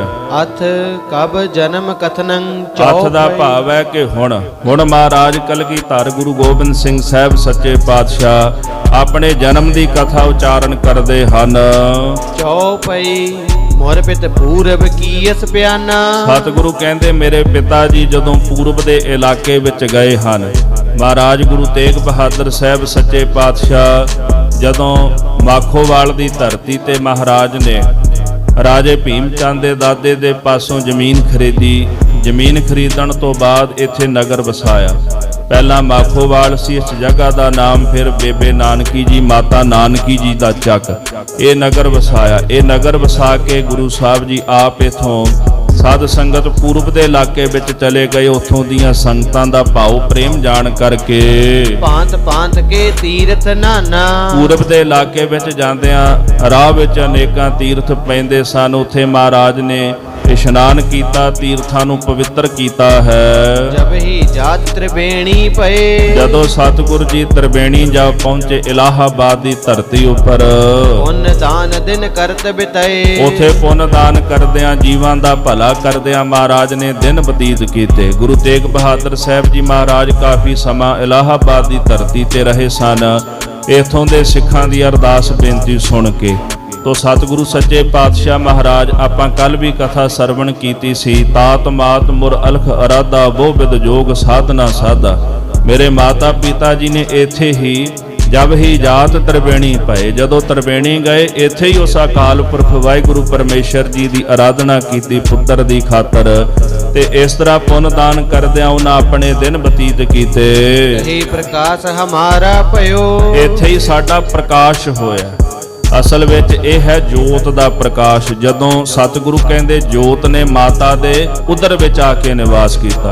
ਉਦਰ ਮਾਹੇ ਆਏ ਕੀਆ ਨਿਵਾਸ, ਮਾਤਾ ਕੈ ਮਨ ਬਹੁਤ ਵਿਗਾਸ। ਜਨਮ ਦੀ ਗੱਲ ਬਾਅਦ ਵਿੱਚ ਹੈ, ਕਿਉਂਕਿ ਜਨਮ ਸਰੀਰ ਦਾ ਹੁੰਦਾ, ਜੋਤ ਦਾ ਜਨਮ ਨਹੀਂ ਹੁੰਦਾ, ਜੋਤ ਦਾ ਪ੍ਰਕਾਸ਼ ਹੁੰਦਾ। ਉਦਰ ਮਾਹੇ ਆਏ ਕੀਆ ਨਿਵਾਸ, ਇਹ ਬਚਨ ਗੁਰੂ ਗ੍ਰੰਥ ਸਾਹਿਬ ਜੀ ਦੀ ਬਾਣੀ ਦਾ ਹੈ ਕਿ ਮਾਤਾ ਦੇ ਉਦਰ ਵਿੱਚ ਆ ਕੇ ਨਿਵਾਸ ਕਰ ਲਿਆ ਜੋਤ ਨੇ। ਜਦੋਂ ਗੁਰੂ ਹਰਗੋਬਿੰਦ ਸਾਹਿਬ ਦਾ ਪ੍ਰਕਾਸ਼ ਹੋਇਆ, ਇਸ ਸੰਬੰਧ ਵਿੱਚ ਇਹ ਸ਼ਬਦ ਪੰਜਵੇਂ ਪਾਤਸ਼ਾਹ ਨੇ ਉਚਾਰਨ ਕੀਤਾ, ਮਾਤਾ ਕੈ ਮਨ ਬਹੁਤ ਵਿਗਾਸ। ਜਦੋਂ ਜੋਤ ਦਾ ਅੰਦਰ ਪ੍ਰਕਾਸ਼ ਹੋਇਆ, ਜਦੋਂ ਦੀਨ ਦੁਨੀ ਦਾ ਪਾਤਸ਼ਾਹ ਆ ਕੇ ਉਦਰ ਵਿੱਚ ਨਿਵਾਸ ਕਰ ਗਿਆ, ਤੇ ਮਾਤਾ ਦੇ ਹਿਰਦੇ ਵਿੱਚ ਆਨੰਦ ਖੇੜਾ ਜਿਹੜਾ ਸੀ ਉਹ ਵਸ ਗਿਆ। ਤੇ ਸਾਹਿਬ ਜੀ ਕਹਿੰਦੇ ਫਿਰ ਜੰਮਿਆ ਪੂਤ ਭਗਤ ਗੋਬਿੰਦ ਕਾ, ਜਨਮ ਬਾਅਦ ਵਿੱਚ ਹੋਇਆ। ਫਿਰ ਇਸ ਪ੍ਰਕਾਰ ਦਸੀ ਮਾਸੀ ਬਾਲਕ ਜਨਮ ਲਿਆ। ਸਤਿਗੁਰੂ ਕਹਿੰਦੇ 10 ਮਹੀਨਿਆਂ ਬਾਅਦ ਬਾਲਕ ਦਾ ਜਨਮ ਹੋਇਆ। ਕੌਣ ਜਨਮਿਆ? ਪਰਮੇਸ਼ਰ ਦਾ ਗੋਬਿੰਦ ਦਾ ਪੁੱਤਰ ਭਗਤ ਜਨਮਿਆ ਹੈ। ਇਸੇ ਤਰ੍ਹਾਂ ਕਲਗੀਧਰ ਜੀ ਕਹਿੰਦੇ ਜਦੋਂ ਮਾਤਾ ਜੀ ਇਲਾਹਾਬਾਦ ਸਨ, ਪ੍ਰਕਾਸ਼ ਸਾਡਾ ਇੱਥੇ ਹੀ ਹੋ ਗਿਆ ਸੀ। ਪਟਨਾ ਸ਼ਹਿਰ ਵਿਖੇ ਭਵ ਲਿਓ। ਇਸ ਤੋਂ ਬਾਅਦ ਸਤਿਗੁਰੂ ਗੁਰੂ ਤੇਗ ਬਹਾਦਰ ਸਾਹਿਬ ਜੀ ਮਹਾਰਾਜ ਪਟਨਾ ਸ਼ਹਿਰ ਦੇ ਵਿੱਚ ਆਏ। ਇੱਥੇ ਮਹਾਰਾਜ ਗੁਰੂ ਗੋਬਿੰਦ ਸਿੰਘ ਸਾਹਿਬ ਸੱਚੇ ਪਾਤਸ਼ਾਹ ਜੀ ਦਾ ਜਨਮ ਹੋਇਆ। ਕਹਿੰਦੇ ਪ੍ਰਕਾਸ਼ ਇਲਾਹਾਬਾਦ ਹੋਇਆ ਸਾਡਾ, ਪਰ ਸਰੀਰ ਦਾ ਜਿਹੜਾ ਜਨਮ ਸੀ ਉਹ ਪਟਨੇ ਦੀ ਧਰਤੀ ਤੇ ਹੋਇਆ ਹੈ। ਉਦੋਂ ਗੁਰੂ ਤੇਗ ਬਹਾਦਰ ਸਾਹਿਬ ਜੀ ਜਿਹੜਾ ਰਾਜਾ ਬਿਸ਼ਨ ਚੰਦ ਸੀਗਾ, ਸਤ ਸੰਗਤ ਜੀ, ਰਾਜੇ ਬਿਸ਼ਨ ਚੰਦ ਨੂੰ ਔਰੰਗਜ਼ੇਬ ਬਾਦਸ਼ਾਹ ਨੇ ਅਸਾਮ ਫਤਿਹ ਕਰਨ ਵਾਸਤੇ ਭੇਜਿਆ ਸੀਗਾ। ਜੇਕਰ ਕਿਸੇ ਰਾਜੇ ਨੂੰ ਸਜ਼ਾ ਦੇਣੀ ਹੁੰਦੀ ਸੀ ਇੱਧਰ ਭੇਜ ਦਿੰਦੇ ਸਨ, ਪਤਾ ਸੀ ਵੀ ਇੱਥੋਂ ਕੋਈ ਮੁੜ ਕੇ ਨਹੀਂ ਆਉਂਦਾ। ਇਹਨੂੰ ਪਤਾ ਲੱਗਿਆ ਕਿ ਗੁਰੂ ਸਾਹਿਬ ਜੀ ਇਸ ਇਲਾਕੇ ਵਿੱਚ ਆਏ ਤੇ ਫਿਰ ਰਾਜਾ ਬਿਸ਼ਨ ਚੰਦ ਮਹਾਰਾਜ ਨੂੰ ਬੇਨਤੀਆਂ ਕਰਕੇ ਆਪਣੇ ਨਾਲ ਅਸਾਮ ਢਾਕੇ ਵੱਲ ਲੈ ਗਿਆ, ਜਿੱਥੇ ਅਸਥਾਨ ਗੁਰਦੁਆਰਾ ਧੋਬੜੀ ਸਾਹਿਬ ਆਦਿਕ ਅੱਜ ਵੀ ਮੌਜੂਦ ਨੇ। ਗੁਰੂ ਤੇਗ ਬਹਾਦਰ ਸਾਹਿਬ ਜੀ ਇੱਥੇ ਚਲੇ ਗਏ ਤੇ ਸਤਿਗੁਰਾਂ ਦੇ ਜਾਣ ਪਿੱਛੋਂ ਫਿਰ ਮਹਾਰਾਜ ਗੁਰੂ ਗੋਬਿੰਦ ਸਿੰਘ ਸਾਹਿਬ ਜੀ ਦਾ ਪਟਨੇ ਸ਼ਹਿਰ ਵਿੱਚ ਜਨਮ ਹੋਇਆ ਹੈ। ਮਦਰ ਦੇਸ ਹਮ ਕੋ ਲੈ ਆਏ। 5 ਸਾਲ ਬਾਅਦ ਸਤਿਗੁਰੂ ਵਾਪਸ ਮੁੜੇ। ਜਦੋਂ ਮਿਲਾਪ ਹੋਇਆ ਗੁਰੂ ਗੋਬਿੰਦ ਸਿੰਘ ਸਾਹਿਬ ਜੀ ਨਾਲ ਗੁਰੂ ਤੇਗ ਬਹਾਦਰ ਸਾਹਿਬ ਦਾ, ਪਾਤਸ਼ਾਹ 5 ਸਾਲਾਂ ਦੇ ਹੋ ਗਏ ਸਨ ਤੇ ਸਤਿਗੁਰ ਜੀ ਨੇ ਆਪਣਾ ਪਰਿਵਾਰ ਫਿਰ ਪਟਨੇ ਛੱਡਿਆ। ਆਖਿਆ ਵੀ ਅਸੀਂ ਪੰਜਾਬ ਚੱਲਦੇ ਆਂ, ਫਿਰ ਤੁਹਾਨੂੰ ਬੁਲਾਵਾਂਗੇ। ਤੇ ਸਤਿਗੁਰੂ ਕਲਗੀਧਰ ਮਹਾਰਾਜ ਜੀ ਦਾ ਬੜਾ ਮਨ ਸੀ ਵੀ ਮੈਂ ਅਨੰਦਪੁਰ ਸਜਾਵਾਂ, ਮੈਂ ਪੰਜਾਬ ਦੀ ਧਰਤੀ ਤੇ ਜਾਵਾਂ ਜੋ ਸਾਡੇ ਵੱਡੇ ਸਤਿਗੁਰਾਂ ਦੀ ਧਰਤੀ ਹੈ। ਤੇ ਬੜਾ ਚਾਅ ਸੀ ਮਹਾਰਾਜ ਦੇ ਮਨ ਅੰਦਰ। ਤੇ ਕਹਿੰਦੇ ਫਿਰ ਮਦਰ ਦੇਸ ਹਮਕੋ ਲੈ ਆਏ। ਗੁਰੂ ਤੇਗ ਬਹਾਦਰ ਸਾਹਿਬ ਜੀ ਦੀ ਚਿੱਠੀ ਆਈ ਪਟਨਾ ਸ਼ਹਿਰ ਤੇ ਸਤਿਗੁਰੂ ਸੱਚੇ ਪਾਤਸ਼ਾਹ ਜੀ ਨੂੰ ਮਾਤਾ ਗੁਜਰੀ ਜੀ, ਮਾਮਾ ਕਿਰਪਾਲ ਚੰਦ ਜੀ, ਹੋਰ ਸਿੱਖ ਮਿਲ ਕੇ ਪੰਜਾਬ ਦੀ ਧਰਤੀ ਤੇ ਲੈ ਕੇ ਆਏ। ਤੇ ਜਦੋਂ ਸਤਿਗੁਰੂ ਸੱਚੇ ਪਾਤਸ਼ਾਹ ਅਨੰਦਪੁਰ ਸਾਹਿਬ ਪਹੁੰਚੇ ਤੇ ਗੁਰਦੇਵ ਦਾ ਹੁਕਮ ਆਇਆ ਵੀ ਅਜੇ ਰੁਕ ਜਾਓ। ਇੱਧਰ ਹਰਿਆਣੇ ਵਿੱਚ ਪਹਿਲਾਂ ਤਾਂ ਇਹ ਪੰਜਾਬ ਹੀ ਸੀ ਸਾਰਾ, ਗੁਰਦੁਆਰਾ ਲਖਨੌਰ ਸਾਹਿਬ ਜਿੱਥੇ ਨਾਨਕੇ ਸਨ ਮਹਾਰਾਜ ਸੱਚੇ ਪਾਤਸ਼ਾਹ ਗੁਰੂ ਗੋਬਿੰਦ ਸਿੰਘ ਸਾਹਿਬ ਜੀ ਦੇ, ਤੇ ਸਾਧ ਸੰਗਤ ਲਖਨੌਰ ਸਾਹਿਬ ਮਹਾਰਾਜ ਸੱਚੇ ਪਾਤਸ਼ਾਹ ਫਿਰ ਇੱਥੇ ਕਾਫੀ ਸਮਾਂ ਰੁਕੇ ਸਨ ਲਖਨੌਰ ਸਾਹਿਬ ਦੀ ਧਰਤੀ ਤੇ। ਤੇ ਇਸ ਤੋਂ ਬਾਅਦ ਗੁਰੂ ਸਾਹਿਬ ਜੀ ਫਿਰ ਅਨੰਦਪੁਰ ਸਾਹਿਬ ਦੀ ਧਰਤੀ ਤੇ ਆਏ ਹਨ। ਭਾਂਤ ਭਾਂਤ ਦਾਈਨ ਦੁਲਰਾਏ। ਇਸ ਤਰ੍ਹਾਂ ਮਹਾਰਾਜ ਕਹਿੰਦੇ ਅਨੇਕਾਂ ਪ੍ਰਕਾਰਾਂ ਤਰ੍ਹਾਂ ਦਾਈਆਂ ਨੇ ਸਾਨੂੰ ਲਾਡ ਲੜਾਇਆ ਹੈ। ਕੀਨੀ ਅਨੇਕ ਭਾਂਤ ਤਨ ਰੱਛਾ। ਸਾਡੇ ਮਾਤਾ ਪਿਤਾ ਨੇ ਅਨੇਕਾਂ ਪ੍ਰਕਾਰਾਂ ਦੀ ਸਾਡੇ ਸਰੀਰ ਦੀ ਰੱਖਿਆ ਕੀਤੀ ਹੈ। ਦੀਨੀ ਭਾਂਤ ਭਾਂਤ ਕੀ ਸਿੱਖਿਆ। ਸਾਨੂੰ ਅਨੇਕਾਂ ਪ੍ਰਕਾਰਾਂ ਦੀ ਸਿੱਖਿਆ ਦਿੱਤੀ, ਵਿਦਿਆ ਪੜ੍ਹਾਈ, ਸ਼ਸਤਰ ਵਿਦਿਆ ਸਿਖਾਈ, ਬ੍ਰਹਮ ਵਿਦਿਆ ਦੀ ਦਾਤ ਗੁਰਦੇਵ ਨੇ ਬਖਸ਼ੀ ਹੈ। ਜਬ ਹਮ ਧਰਮ ਕਰਮ ਮੋ ਆਏ। ਸਤਿਗੁਰੂ ਕਹਿੰਦੇ ਜਦੋਂ ਅਸੀਂ ਧਰਮ ਦੇ ਕਰਮਾਂ ਦੇ ਵਿੱਚ ਪ੍ਰਵਿਰਤ ਹੋਏ ਹਾਂ, ਦੇਵ ਲੋਕ ਤਬ ਪਿਤਾ ਸਿਧਾਏ। ਫਿਰ ਸਾਡੇ ਪਿਤਾ ਧੰਨ ਗੁਰੂ ਤੇਗ ਬਹਾਦਰ ਸਾਹਿਬ ਜੀ ਮਹਾਰਾਜ ਸੱਚਖੰਡ ਚਲੇ ਗਏ ਸ਼ਹਾਦਤ ਦਾ ਜਾਮ ਪੀ ਕਰਕੇ। ਇਤ ਸ੍ਰੀ ਬਚਿੱਤਰ ਨਾਟਕ ਗ੍ਰੰਥੇ ਨਾਮ ਸਪਤਮੋ ਧਿਆਏ ਸਮਾਪਤ ਮਸਤ ਸੁਭ ਮਸਤ ਅਫਜੂ। ਸਤਿਗੁਰੂ ਜੀ ਕਹਿੰਦੇ ਇੱਥੇ ਸ੍ਰੀ ਬਚਿੱਤਰ ਨਾਟਕ ਗ੍ਰੰਥ ਦਾ 7ਵਾਂ ਅਧਿਆਇ ਸਮਾਪਤ ਜੇ, ਜਿਸ ਅਧਿਆਏ ਦੇ ਅੰਦਰ ਮਹਾਰਾਜ ਕਲਗੀਧਰ ਜੀ ਨੇ ਆਪਣੇ ਜਨਮ ਦੀ ਕਥਾ ਉਚਾਰਨ ਕੀਤੀ ਹੈ। ਅਥ ਰਾਜ ਸਾਜ ਕਥਨੰ। ਹੁਣ ਮਹਾਰਾਜ ਜੀ ਆਪਣੇ ਰਾਜ ਸਾਜ ਦਾ ਕਥਨ ਕਰਦੇ ਹਨ। ਚੌਪਈ ਰਾਜ ਸਾਜ ਹਮ ਪਰ ਜਬ ਆਇਓ। ਸਾਡੇ ਪਿਤਾ ਗੁਰੂ ਤੇਗ ਬਹਾਦਰ ਸਾਹਿਬ ਜੀ ਦੀ ਸ਼ਹਾਦਤ ਤੋਂ ਬਾਅਦ ਜਿਹੜੀ ਗੁਰੂ ਨਾਨਕ ਸਾਹਿਬ ਸੱਚੇ ਪਾਤਸ਼ਾਹ ਜੀ ਦੀ ਪਾਵਨ ਗੱਦੀ ਦਾ ਰਾਜ ਸਾਜ ਸੀ ਉਹ ਸਾਡੇ ਤੇ ਆ ਗਿਆ। ਗੁਰੂ ਨਾਨਕ ਸਾਹਿਬ ਦੀ ਪਾਵਨ ਗੱਦੀ ਸਾਨੂੰ ਪ੍ਰਾਪਤ ਹੋਈ ਹੈ। ਯਥਾ ਸਕਤ ਤਬ ਧਰਮ ਚਲਾਇਓ। ਤੇ ਅਸੀਂ ਆਪਣੀ ਯਥਾ ਸ਼ਕਤੀ ਦੇ ਅਨੁਸਾਰ ਧਰਮ ਚਲਾਇਆ। 9 ਸਾਲ ਦੀ ਉਮਰ ਸੀ ਗੁਰੂ ਗੋਬਿੰਦ ਸਿੰਘ ਸਾਹਿਬ ਸੱਚੇ ਪਾਤਸ਼ਾਹ ਮਹਾਰਾਜ ਜੀ ਦੀ ਜਦੋਂ ਗੁਰਤਾ ਗੱਦੀ ਤੇ ਬਿਰਾਜਮਾਨ ਹੋਏ ਹਨ ਤੇ ਸਾਹਿਬ ਕਹਿੰਦੇ ਆਪਣੀ ਸ਼ਕਤੀ ਦੇ ਅਨੁਸਾਰ ਅਸੀਂ ਧਰਮ ਨੂੰ ਚਲਾਇਆ ਹੈ। ਭਾਂਤ ਭਾਂਤ ਬਨ ਖੇਲ ਸਿਕਾਰਾ। ਅਨੇਕਾਂ ਪ੍ਰਕਾਰਾਂ ਤਰ੍ਹਾਂ ਜੰਗਲ ਵਿੱਚ ਜਾ ਕਰਕੇ ਸ਼ਿਕਾਰ ਖੇਡਿਆ ਹੈ। ਮਾਰੇ ਰੀਛ ਰੋਜ ਛੰਕਾਰਾ। ਅਨੇਕਾਂ ਰਿੱਛ ਜਿਹੜੇ ਸਨ 12 ਸਿੰਘੇ ਨੀਲ ਗਾਈਆਂ ਆਦਿਕ ਉਹਨਾਂ ਦਾ ਸ਼ਿਕਾਰ ਕੀਤਾ ਹੈ। ਦੇਸ ਚਾਲ ਹਮ ਤੇ ਪੁਨ ਪਈ। ਫਿਰ ਸਮੇਂ ਦੀ ਇਹੋ ਜੀ ਕਲਾ ਵਰਤੀ ਕਿ ਆਨੰਦਪੁਰ ਸਾਹਿਬ ਦੀ ਜਿਹੜੀ ਧਰਤੀ ਹੈ ਇਹ ਸਾਨੂੰ ਛੱਡਣੀ ਪਈ ਹੈ। ਸ਼ਹਿਰ ਪਾਵਟਾ ਕੀ ਸੁਧ ਲਈ। ਅਸੀਂ ਫਿਰ ਜਿਹੜਾ ਪਾਵਟਾ ਸ਼ਹਿਰ ਹੈ, ਵੈਸੇ ਆਪਾਂ ਪਾਉਂਟਾ ਸਾਹਿਬ ਕਹਿੰਦੇ ਆ, ਸਤਿਗੁਰੂ ਜੀ ਦੇ ਇੱਥੇ ਚਰਨ ਪਏ ਤੇ ਪਾਮ ਸ਼ਬਦ ਪੈਰ ਵਾਸਤੇ ਵਰਤਿਆ ਜਾਂਦਾ ਹੈ। ਮਹਾਰਾਜ ਦੇ ਚਰਨ ਪੈਣੇ ਕਰਕੇ ਇਸ ਧਰਤੀ ਦਾ ਸ਼ਹਿਰ ਦਾ ਨਾਮ ਪਾਉਂਟਾ ਸਾਹਿਬ ਰੱਖਿਆ ਗਿਆ, ਜਿਹਨੂੰ ਪਾਵਟਾ ਵੀ ਕਹਿੰਦੇ ਨੇ। ਤੇ ਸਾਧ ਸੰਗਤ ਜੀ ਇੱਥੇ ਜਾਣ ਦਾ ਕਾਰਨ ਸੀ ਧੰਨ ਗੁਰੂ ਗੋਬਿੰਦ ਸਿੰਘ ਸਾਹਿਬ ਸੱਚੇ ਪਾਤਸ਼ਾਹ ਮਹਾਰਾਜ ਨੂੰ ਜਿਹੜਾ ਨਾਨ ਦਾ ਰਾਜ ਹੈ, ਨਾਨ ਦੀ ਰਿਆਸਤ ਪੈਂਦੀ ਹੈ ਜੀ। ਨਾਨ ਪਹਿਲਾਂ ਆਉਂਦਾ, ਪਾਉਂਟਾ ਸਾਹਿਬ ਬਾਅਦ ਵਿੱਚ ਆਉਂਦਾ। 27 ਕਿਲੋਮੀਟਰ ਦਾ ਰਸਤਾ ਜੀ ਇਸ ਤੋਂ ਅੱਗੇ। ਤੇ ਨਾਨ ਦਾ ਰਾਜਾ ਹੁੰਦਾ ਸੀ ਮੇਦਨੀ ਪ੍ਰਕਾਸ਼। ਰਾਜੇ ਮੇਦਨੀ ਪ੍ਰਕਾਸ਼ ਤੇ ਕਸ਼ਮੀਰ ਦਾ ਜਿਹੜਾ ਰਾਜਾ ਸੀ ਗੜਵਾਲ ਦਾ ਫਤਿਹ ਸ਼ਾਹ, ਇਹਨਾਂ ਦੋਨਾਂ ਦੀ ਆਪਸ ਵਿੱਚ ਬਣਦੀ ਨਹੀਂ ਸੀਗੀ, ਇੱਕ ਦੂਜੇ ਦੇ ਵੈਰੀ ਸਨ। ਤੇ ਮਹਾਰਾਜ ਗੁਰੂ ਗੋਬਿੰਦ ਸਿੰਘ ਸਾਹਿਬ ਜੀ ਨੂੰ ਰਾਜੇ ਮੇਦਨੀ ਪ੍ਰਕਾਸ਼ ਨੇ ਬੇਨਤੀ ਕੀਤੀ ਕਿ ਉਹ ਸ਼ਰਧਾਲੂ ਸੀ, ਮਹਾਰਾਜ ਮੈਨੂੰ ਦੀਦਾਰ ਬਖਸ਼ੋ। ਉਹਦੀ ਅਰਦਾਸ ਸੁਣ ਕੇ ਗਰੀਬ ਨਵਾਜ ਸੱਚੇ ਪਾਤਸ਼ਾਹ ਜੀ ਨਾਨ ਗਏ, ਰਾਜੇ ਮੇਦਨੀ ਪ੍ਰਕਾਸ਼ ਨੂੰ ਦੀਦਾਰ ਦਿੱਤੇ। ਤੇ ਸਤਿਗੁਰਾਂ ਨੇ ਬਿਨਾਂ ਕਿਸੇ ਝਗੜੇ ਤੋਂ, ਲੜਾਈ ਤੋਂ ਵਿੱਚ ਪੈ ਕੇ ਰਾਜਾ ਫਤਿਹ ਸ਼ਾਹ ਤੇ ਰਾਜਾ ਮੇਦਨੀ ਪ੍ਰਕਾਸ਼ ਦੀ ਸੁਲ੍ਹਾ ਕਰਾ ਦਿੱਤੀ ਤੇ ਜਮਨਾ ਦੇ ਕੰਢੇ ਦੇ ਉੱਤੇ ਪਾਉਂਟਾ ਸਾਹਿਬ ਸਤਿਗੁਰ ਜੀ ਨੇ ਨਗਰ ਵਸਾਇਆ ਸੀਗਾ ਤੇ ਫਤਿਹ ਸ਼ਾਹ ਵੀ ਮਹਾਰਾਜ ਦਾ ਸ਼ਰਧਾਲੂ ਬਣ ਗਿਆ। ਇਸ ਤਰ੍ਹਾਂ ਗੁਰੂ ਸਾਹਿਬ ਜੀ ਕਹਿੰਦੇ ਅਸੀਂ ਪਾਉਂਟਾ ਸਾਹਿਬ ਦੀ ਜਾ ਕੇ, ਸੁੱਧ ਦਾ ਭਾਵ ਹੁੰਦਾ ਖਬਰ ਲੈਣਾ, ਅਸੀਂ ਪਾਉਂਟੇ ਦੀ ਸ਼ਹਿਰ ਦੀ ਜਾ ਕੇ ਖਬਰ ਲਈ ਹੈ। ਕਾਲਿੰਦਰੀ ਤਟ ਕਰੇ ਵਿਸਾਲਾ, ਕਾਲਿੰਦਰੀ ਜਮਨਾ ਨੂੰ ਕਹਿੰਦੇ, ਜਮਨਾ ਦੇ ਕੰਢੇ ਦੇ ਉੱਤੇ ਅਸੀਂ ਬੜੇ ਕੌਤਕ ਕੀਤੇ ਹਨ, ਅਨੇਕ ਭਾਂਤ ਕੇ ਵੇਖ ਤਮਾਸ਼ਾ, ਅਨੇਕਾਂ ਪ੍ਰਕਾਰਾਂ ਦੇ ਤਮਾਸ਼ੇ ਵੇਖੇ ਹਨ। ਤਹਿ ਕੇ ਸਿੰਘ ਕਨੇ ਚੁਨ ਮਾਰੇ, ਉਥੇ ਅਸੀਂ ਅਨੇਕਾਂ ਹੀ ਸਿੰਘ ਜਿਹੜੇ ਸ਼ੇਰ ਸਨ, ਬੱਬਰ ਸ਼ੇਰ, ਉਹਨਾਂ ਨੂੰ ਚੁਣ ਚੁਣ ਕੇ ਮਾਰਿਆ। ਗੁਰੂ ਕਲਗੀਧਰ ਜੀ ਨੇ ਸ਼ੇਰਾਂ ਦਾ ਸ਼ਿਕਾਰ ਕੀਤਾ ਹੈ। ਰੋਜ਼ ਰੀਛ ਬਹੁ ਭਾਂਤ ਬਿਧਾਰੇ, ਇਸੇ ਪ੍ਰਕਾਰ ਅਨੇਕਾਂ ਹੀ ਰੋਜ਼ ਰੀਝ ਆਦਿਕ ਜਿਹੜੇ ਸਨ ਉਹਨਾਂ ਦਾ ਨਾਸ਼ ਕੀਤਾ, ਉਹਨਾਂ ਦਾ ਸ਼ਿਕਾਰ ਕੀਤਾ। ਫਤਿਹ ਸ਼ਾਹ ਕੋ ਪਾਤਬ ਰਾਜਾ, ਫਿਰ ਜਿਹੜਾ ਰਾਜਾ ਫਤਿਹ ਸ਼ਾਹ ਸੀ ਉਹ ਸਾਡੇ ਤੇ ਕ੍ਰੋਧਿਤ ਹੋ ਗਿਆ। ਲੋਹ ਪਰਾ ਹਮ ਸੋ ਬਿਨ ਕਾਜਾ, ਤੇ ਬਿਨਾਂ ਕਿਸੇ ਕਾਰਨ ਤੋਂ ਰਾਜਾ ਫਤਿਹ ਸ਼ਾਹ ਸਾਡੇ ਨਾਲ ਜੰਗ ਕਰਨ ਵਾਸਤੇ ਆ ਗਿਆ। ਹੁਣ ਫਤਿਹ ਸ਼ਾਹ ਤਾਂ ਸ਼ਰਧਾਲੂ ਸੀ ਨਾ ਮਹਾਰਾਜ ਦਾ, ਪਰ ਜੰਗ ਕਰਨ ਲਈ ਆ ਗਿਆ। ਇਹਦਾ ਕਾਰਨ ਸੀ ਰਾਜਾ ਭੀਮ ਚੰਦ। ਜਦੋਂ ਗੁਰੂ ਗੋਬਿੰਦ ਸਿੰਘ ਸਾਹਿਬ ਜੀ ਨੇ ਆਨੰਦਪੁਰ ਸਾਹਿਬ ਆ ਕੇ ਆਬਾਦ ਕੀਤਾ, ਮਾਤਾ ਨਾਨਕੀ ਦਾ ਚੱਕ ਇਥੋਂ ਨਾ ਪਿਆ ਆਨੰਦਪੁਰ ਸਾਹਿਬ, ਬੜੀਆਂ ਰੌਣਕਾਂ ਲੱਗ ਗਈਆਂ, ਰਣਜੀਤ ਨਗਾਰਾ ਵੱਜਿਆ ਤੇ ਭੀਮ ਚੰਦ ਬੇਈਮਾਨ ਸੀਗਾ। ਮਹਾਰਾਜ ਦੀ ਸ਼ੋਭਾ ਵੇਖ ਕੇ ਬੇਈਮਾਨ ਹੋ ਗਿਆ ਤੇ ਪਹਿਲਾਂ ਕਹਿੰਦਾ ਜੀ ਟੈਕਸ ਦਿਓ ਵੀ ਤੁਸੀਂ ਇੱਥੇ ਰਹਿੰਦੇ ਹੋ। ਸਤਿਗੁਰੂ ਕਹਿੰਦੇ ਕਾਹਦਾ ਟੈਕਸ? ਇਹ ਜ਼ਮੀਨ ਜਿਹੜੀ ਹੈ ਇਹ ਸਤਿਗੁਰੂ ਗੁਰੂ ਤੇਗ ਬਹਾਦਰ ਸਾਹਿਬ ਨੇ ਖਰੀਦੀ ਹੈ ਤੇ ਸਾਡੀ ਆਪਣੀ ਜ਼ਮੀਨ ਹੈ ਤੇ ਅਸੀਂ ਕਿਸੇ ਨੂੰ ਟੈਕਸ ਨਾ ਦਿੱਤਾ ਤੇ ਨਾ ਹੀ ਦੇਣਾ ਤੇ ਨਾ ਅਸੀਂ ਕਿਸੇ ਦੇ ਰਾਜ ਨੂੰ ਮੰਨਦੇ ਹਾਂ ਬਿਨਾਂ ਅਕਾਲ ਪੁਰਖ ਤੋਂ ਤੇ ਨਾ ਅਸੀਂ ਤੇਰੇ ਇਲਾਕੇ ਵਿੱਚ ਰਹਿੰਦੇ ਹਾਂ। ਇਸ ਗੱਲ ਤੇ ਝਗੜਾ ਕਰਦਾ ਰਿਹਾ। ਬਾਅਦ ਵਿੱਚ ਸਾਧ ਸੰਗਤ ਜੀ ਕਲਗੀਧਰ ਜੀ ਨੂੰ ਰਾਜਾ ਜਿਹੜਾ ਰਤਨ ਰਾਏ ਸੀ ਅਸਾਮ ਚ ਗਏ, ਉੱਥੇ ਰਾਜਾ ਰਾਮ ਸੀ। ਰਾਜਾ ਰਾਮ ਨੂੰ ਮਹਾਰਾਜ ਨੇ ਪੁੱਤਰ ਦੀ ਦਾਤ ਬਖਸ਼ੀ ਤੇ ਉਹਦਾ ਪੁੱਤਰ ਰਤਨ ਰਾਏ ਸੀਗਾ। ਰਾਜੇ ਰਾਮ ਦੇ ਪੱਟ ਦੇ ਉੱਤੇ ਮੋਹਰ ਲਾਈ ਗੁਰੂ ਤੇਗ ਬਹਾਦਰ ਸਾਹਿਬ ਜੀ ਨੇ, ਆਖਿਆ ਕਿ ਤੇਰਾ ਪੁੱਤਰ ਸਿੱਖ ਹੋਵੇਗਾ, ਕੇਸ ਕਤਲ ਨਾ ਕਰਾਂਵੀ ਉਹਦੇ ਤੇ ਨਿਸ਼ਾਨੀ ਹੋਵੇਗੀ ਉਹਦੇ ਮੱਥੇ ਤੇ। ਰਾਜਾ ਰਤਨ ਰਾਏ ਇੱਕ ਦਿਨ ਸ਼ੀਸ਼ੇ ਮੂਹਰੇ ਖਲੋਤਾ ਤੇ ਜਦੋਂ ਨੇ ਕੇਸ ਵੇਖੇ ਨਾ, ਕੇਸ ਹਟਾਏ ਤੇ ਇੱਥੇ ਨਿਸ਼ਾਨ ਸੀ ਮੋਹਰ ਦਾ।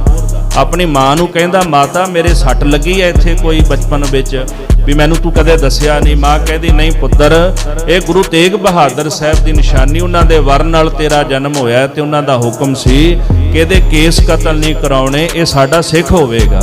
ਤੋ ਰਾਜਾ ਰਤਨ ਰਾਏ ਮਹਾਰਾਜ ਦਾ ਸਿੱਖ ਸੀਗਾ ਤੇ ਜਦੋਂ ਦਰਸ਼ਨ ਕਰਨ ਵਾਸਤੇ ਆਇਆ ਉਦੋਂ ਕਲਗੀਧਰ ਜੀ ਗੱਦੀ ਤੇ ਵਿਰਾਜਮਾਨ ਸਨ ਤੇ ਗੁਰੂ ਸਾਹਿਬ ਦੇ ਲਈ 5 ਕਲਾ ਸ਼ਸਤਰ, ਇੱਕ ਬੜਾ ਕੀਮਤੀ ਤੰਬੂ ਲੈ ਕੇ ਆਇਆ ਤੇ ਸਾਧ ਸੰਗਤ ਜੀ ਫਿਰ ਇੱਕ ਪ੍ਰਸ਼ਾਦੀ ਹਾਥੀ ਲੈ ਕੇ ਆਇਆ ਚਿੱਟੇ ਰੰਗ ਦਾ, ਜਿਹੜਾ ਮਹਾਰਾਜ ਤੇ ਚੌਰ ਵੀ ਕਰਦਾ ਸੀ, ਤੀਰ ਵੀ ਚੁੱਕ ਕੇ ਲਿਆਉਂਦਾ ਸੀ, ਮਹਾਰਾਜ ਦੇ ਚਰਨ ਵੀ ਧੋਂਦਾ ਸੀ ਕਲਗੀਧਰ ਜੀ ਤੇ ਨਾਲ ਵੀ ਜਾਂਦਾ ਸੀ ਜਿੱਥੇ ਮਹਾਰਾਜ ਜਾਂਦੇ ਸਨ। ਬੜਾ ਸੋਹਣਾ ਖਾਸ ਕਿਸਮ ਦਾ ਹਾਥੀ ਸੀ। ਇਹ ਵਸਤੂਆਂ ਵੇਖ ਕੇ ਭੀਮ ਚੰਦ ਬੇਈਮਾਨ ਹੋ ਗਿਆ ਤੇ ਇਹਨੇ ਵਸਤੂਆਂ ਮੰਗੀਆਂ ਮਹਾਰਾਜ ਕਲਗੀਧਰ ਜੀ ਤੋਂ। ਸਤਿਗੁਰੂ ਕਹਿੰਦੇ ਵੀ ਸੰਗਤ ਦੀਆਂ ਵਸਤੂਆਂ ਅਸੀਂ ਤੈਨੂੰ ਨਹੀਂ ਦੇਣੀਆਂ। ਪਾਤਸ਼ਾਹ ਜਾਣਦੇ ਸਨ ਵੀ ਇਹ ਬੇਈਮਾਨ ਹੋ ਜਾਏਗਾ, ਕੱਲ ਨੂੰ ਵਾਪਸ ਨਹੀਂ ਮੋੜੇਗਾ। ਸਤਿਗੁਰੂ ਕਲਗੀਧਰ ਜੀ ਦੇਖੋ, ਗੁਰੂ ਘਰ ਦੇ ਵਿੱਚ ਜਿਹੜਾ ਜੋ ਮੰਗਣ ਆਵੇ ਉਹਨੂੰ ਖਾਲੀ ਨਹੀਂ ਜਾਣ ਦਿੰਦੇ, ਪਰ ਜਿਹੜਾ ਬੇਈਮਾਨੀ ਰੱਖਦਾ ਨਾ, ਛਲ ਰੱਖਦਾ, ਉਹਨੂੰ ਕੁਝ ਨਹੀਂ ਮਿਲਦਾ। ਤੇ ਜਿਹੜਾ ਭੀਮ ਚੰਦ ਸੀ ਉਹ ਕਹਿੰਦਾ ਸੀ ਵੀ ਇੱਕ ਵਾਰ ਆਪਾਂ ਲੈ ਲੈਨੇ ਆ ਸਾਰਾ ਕੁਝ, ਮੁੜ ਕੇ ਆਪਾਂ ਕਿਹੜਾ ਚੀਜ਼ਾਂ ਦੇਣੀਆਂ ਨੇ, ਤੇ ਮਹਾਰਾਜ ਨੇ ਦਿੱਤੀਆਂ ਨਹੀਂ। ਤੇ ਇਹਨਾਂ ਦਾ ਪੰਮਾ ਪੁਰੋਹਿਤ ਆਇਆ, ਉਹ ਆ ਕੇ ਬੋਲ ਕਬੋਲ ਬੋਲੇ ਤੇ ਸਿੰਘਾਂ ਨੇ ਉਹਨੂੰ ਫਿਰ ਸੇਵਾ ਵੀ ਉਹਦੀ ਕੀਤੀ, ਚੰਗਾ ਚਾਟਾ ਵੀ ਛਕਾਇਆ ਉਹਨੂੰ। ਇਸ ਤੋਂ ਬਾਅਦ ਮਹਾਰਾਜ ਕਲਗੀਧਰ ਜੀ ਚਲੇ ਗਏ ਪਾਉਂਟਾ ਸਾਹਿਬ। ਇਹਦੇ ਪੁੱਤਰ ਦਾ ਵਿਆਹ ਸੀ ਰਾਜੇ ਭੀਮ ਚੰਦ ਦਾ ਤੇ ਇਹਦੇ ਪੁੱਤਰ ਦੀ ਜਿਹੜੀ ਸ਼ਾਦੀ ਸੀ ਉਹ ਰਾਜੇ ਫਤਿਹ ਸ਼ਾਹ ਦੀ ਬੇਟੀ ਨਾਲ ਸੀ। ਤੇ ਜਿਹੜਾ ਰਾਜਾ ਫਤਿਹ ਸ਼ਾਹ ਸੀ ਉਹ ਗੜਵਾਲ ਤੇ ਕਸ਼ਮੀਰ ਦਾ ਰਾਜਾ ਸੀਗਾ। ਤੇ ਸਾਧ ਸੰਗਤ ਜੀ ਇਹਨੇ ਲੰਘ ਕੇ ਪਾਉਂਟਾ ਸਾਹਿਬ ਦੇ ਵਿੱਚੋਂ ਦੀ ਜਾਣਾ ਸੀ ਇਹ ਜਦੋਂ ਪੌਂਟਾ ਸਾਹਿਬ ਪਹੁੰਚਿਆ ਨਾ ਤੇ ਬੇਈਮਾਨ ਹੋ ਗਿਆ ਤੇ ਸੋਚਦਾ ਵੀ ਜਾਂਦਿਆਂ ਜਾਂਦਿਆਂ ਹਮਲਾ ਕਰਕੇ ਨਾ ਮੈਂ ਪੌਂਟਾ ਸਾਹਿਬ ਲੁੱਟ ਲੈਣਾ। ਮਹਾਰਾਜ ਕਲਗੀਧਰ ਜੀ ਨੂੰ ਜਦੋਂ ਪਤਾ ਲੱਗਿਆ ਵੀ ਭੀਮ ਚੰਦ ਨੀਤ ਦਾ ਕਾਣਾ ਇੱਥੇ ਆ ਰਿਹਾ ਤੇ ਸਤਿਗੁਰੂ ਸੱਚੇ ਪਾਤਸ਼ਾਹ ਨੇ ਫੌਜਾਂ ਲਾ ਦਿੱਤੀਆਂ ਕਿ ਰਾਜਾ ਭੀਮ ਚੰਦ ਪੌਂਟਾ ਸਾਹਿਬ ਦੇ ਵਿੱਚੋਂ ਨਹੀਂ ਨਿਕਲੇਗਾ। ਸਤਿਗੁਰਾਂ ਨੇ ਨਿਕਲਣਾ ਦਿੱਤਾ। ਕਈ ਦਿਨ ਲੰਘ ਗਏ। ਹੁਣ ਮਹੂਰਤ ਦਾ ਸਮਾਂ ਸੀ ਜਦੋਂ ਇਹਨਾਂ ਨੇ ਆਪਣੇ ਫੇਰੇ ਲੈਣੇ ਸਨ। ਫਿਰ ਇਹਨਾਂ ਦਾ ਵਜ਼ੀਰ ਆਇਆ ਸਤਿਗੁਰਾਂ ਦੇ ਚਰਨਾਂ ਵਿੱਚ। ਮਹਾਰਾਜ ਬੇਨਤੀ ਹੈ ਕਿਰਪਾ ਕਰੋ, ਘੱਟੋ ਘੱਟ ਇਹਦੇ ਪੁੱਤਰ ਨੂੰ ਤਾਂ ਜਾਣ ਦਿਓ। ਰਾਜੇ ਫਤਿਹ ਸ਼ਾਹ ਨੇ ਨਿਉਂਦਾ ਸਤਿਗੁਰੂ ਕਲਗੀਧਰ ਜੀ ਨੂੰ ਵੀ ਦਿੱਤਾ ਸੀ ਉਧਰ ਆਉਣ ਦਾ, ਕਿਉਂਕਿ ਫਤਿਹ ਸ਼ਾਹ ਦੇ ਤੇ ਮਹਾਰਾਜ ਸੱਚੇ ਪਾਤਸ਼ਾਹ ਨੇ ਮੇਦਨੀ ਪ੍ਰਕਾਸ਼ ਦੀ ਸੁਲਾਹ ਕਰਾਈ ਸੀ ਵੀ ਤੁਸੀਂ ਮੇਰੀ ਬੇਟੀ ਦੇ ਵਿਆਹ ਤੇ ਆਇਓ। ਤੇ ਸਤਿਗੁਰਾਂ ਨੇ ਆਪਣੇ ਦੀਵਾਨ ਭਾਈ ਨੰਦ ਚੰਦ ਜੀ ਨੂੰ 2.5 ਲੱਖ ਦਾ ਤੰਬੋਲ ਦੇ ਕੇ ਭੇਜਿਆ ਸੀਗਾ, ਜਿਹਨੂੰ ਆਪਾਂ ਕਹਿੰਦੇ ਆ ਵੀ ਦਾਜ ਕਹਿ ਲਓ ਇੱਕ ਪ੍ਰਕਾਰ ਦਾ। 2.5 ਲੱਖ ਦਾ ਤੰਬੋਲ ਦੇ ਕੇ ਭੇਜਿਆ ਕਲਗੀਧਰ ਜੀ ਨੇ ਦੀਵਾਨ ਨੰਦ ਚੰਦ ਨੂੰ। ਇੱਧਰ ਰਾਜਾ ਭੀਮ ਚੰਦ ਦੁਖੀ ਹੋ ਗਿਆ, ਮਜਬੂਰ ਹੋ ਗਿਆ। ਵਜ਼ੀਰ ਭੇਜਿਆ, ਬੇਨਤੀ ਕੀਤੀ ਵਜ਼ੀਰ ਨੇ ਤੇ ਸਤਿਗੁਰਾਂ ਨੂੰ ਦਇਆ ਆਈ। ਪਾਤਸ਼ਾਹ ਕਹਿੰਦੇ ਵੀ ਇਦਾਂ ਕਰੋ, ਦੁੱਲਾ ਲੈ ਜਾਓ। ਵਜ਼ੀਰ ਚਲੇ ਜਾਣ, ਕੁਝ ਹੋਰ ਇਨਸਾਨ ਚਲੇ ਜਾਣ, ਇੱਥੋਂ 11 ਕੁ ਜਾਣੇ ਨਿਕਲ ਜਾਓ, ਪਰ ਰਾਜਾ ਭੀਮ ਚੰਦ ਨਹੀਂ ਨਿਕਲੇਗਾ ਇੱਥੋਂ। ਫਿਰ ਰਾਜਾ ਭੀਮ ਚੰਦ ਜਿਹੜਾ ਸੀ ਉੱਪਰਲੇ ਪਾਸਿਓਂ ਘੁੰਮ ਕੇ ਗਿਆ। ਉਹਨੂੰ ਕਾਫੀ ਸਮਾਂ ਲੱਗ ਗਿਆ ਕਸ਼ਮੀਰ ਜਾਂਦਿਆਂ। ਮਹਾਰਾਜ ਨੇ ਇੱਥੋਂ ਨਹੀਂ ਲੰਘਣ ਦਿੱਤਾ, ਕਿਉਂਕਿ ਬੇਈਮਾਨ ਸੀ ਨਾ, ਉਹਦੇ ਮਨ 'ਚ ਬੇਈਮਾਨੀ ਸੀ ਵੀ ਮੈਂ ਜਾਂਦਿਆਂ ਪੌਂਟਾ ਸਾਹਿਬ ਲੁੱਟ ਲਵਾਂਗਾ। ਹੁਣ ਜਦੋਂ ਸਭਾ ਦੇ ਵਿੱਚ ਜਾ ਕੇ ਬਰਾਜੇ ਸਾਰੇ ਰਾਜੇ ਆਪਣਾ ਆਪਣਾ ਤੰਬੋਲ ਪੇਸ਼ ਕਰਦੇ ਨੇ ਤੇ ਦੀਵਾਨ ਨੰਦ ਚੰਦ ਵੀ ਉੱਥੇ ਬੈਠੇ ਸਨ। ਭੀਮ ਚੰਦ ਦੇ ਸਾਹਮਣੇ ਜਦੋਂ ਆਖਿਆ ਵੀ ਇਹ ਸਭ ਤੋਂ ਵੱਡਾ ਤੰਬੋਲ 2.5 ਲੱਖ ਰੁਪਏ ਦਾ ਗੁਰੂ ਗੋਬਿੰਦ ਸਿੰਘ ਮਹਾਰਾਜ ਦਾ ਤੰਬੋਲ ਹੈ, ਇਹ ਸੁਣ ਕੇ ਰਾਜਾ ਭੀਮ ਚੰਦ ਫੁੱਕ ਗਿਆ।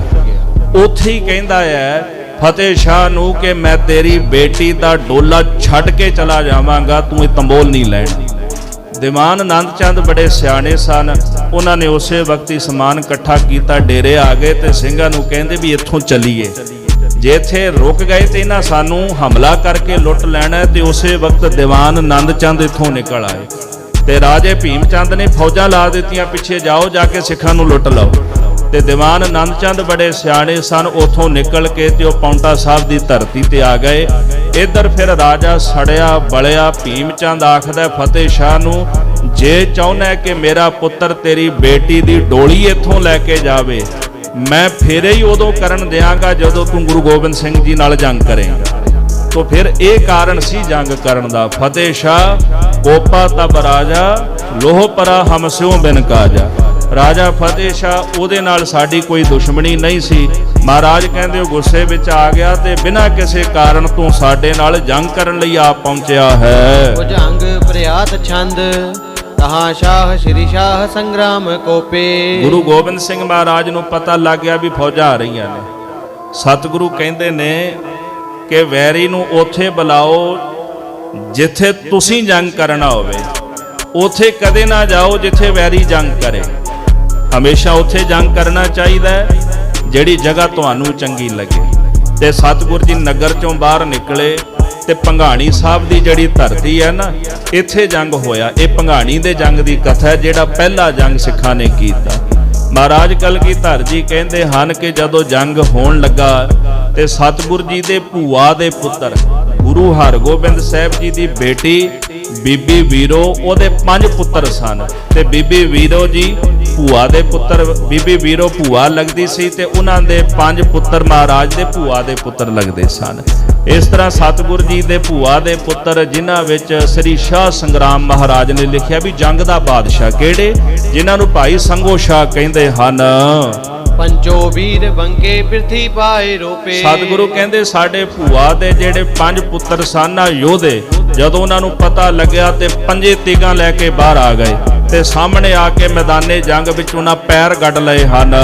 ਹਠੀ ਜੀਤ ਮਲੰਗ ਸੋ ਗਾਜੀ ਗੁਲਾਬੰ। ਇਸੇ ਪ੍ਰਕਾਰ ਜਿਹੜਾ ਹਠੀ ਜੀਤ ਮਲ ਤੇ ਦੂਸਰਾ ਜਿਹੜਾ ਗੁਲਾਬ ਰਾਏ ਗਾਜੀ ਯੋਧਾ ਸੀ। ਰੰਗ ਦੇਖੀਐ ਰੰਗ ਰੂਪੰ ਸਹਾਬੰ। ਜੰਗ ਨੂੰ ਵੇਖ ਕਰਕੇ ਉਹਨਾਂ ਦਾ ਰੰਗ ਕਹਿੰਦੇ ਲਾਲ ਹੋ ਗਿਆ ਹੈ।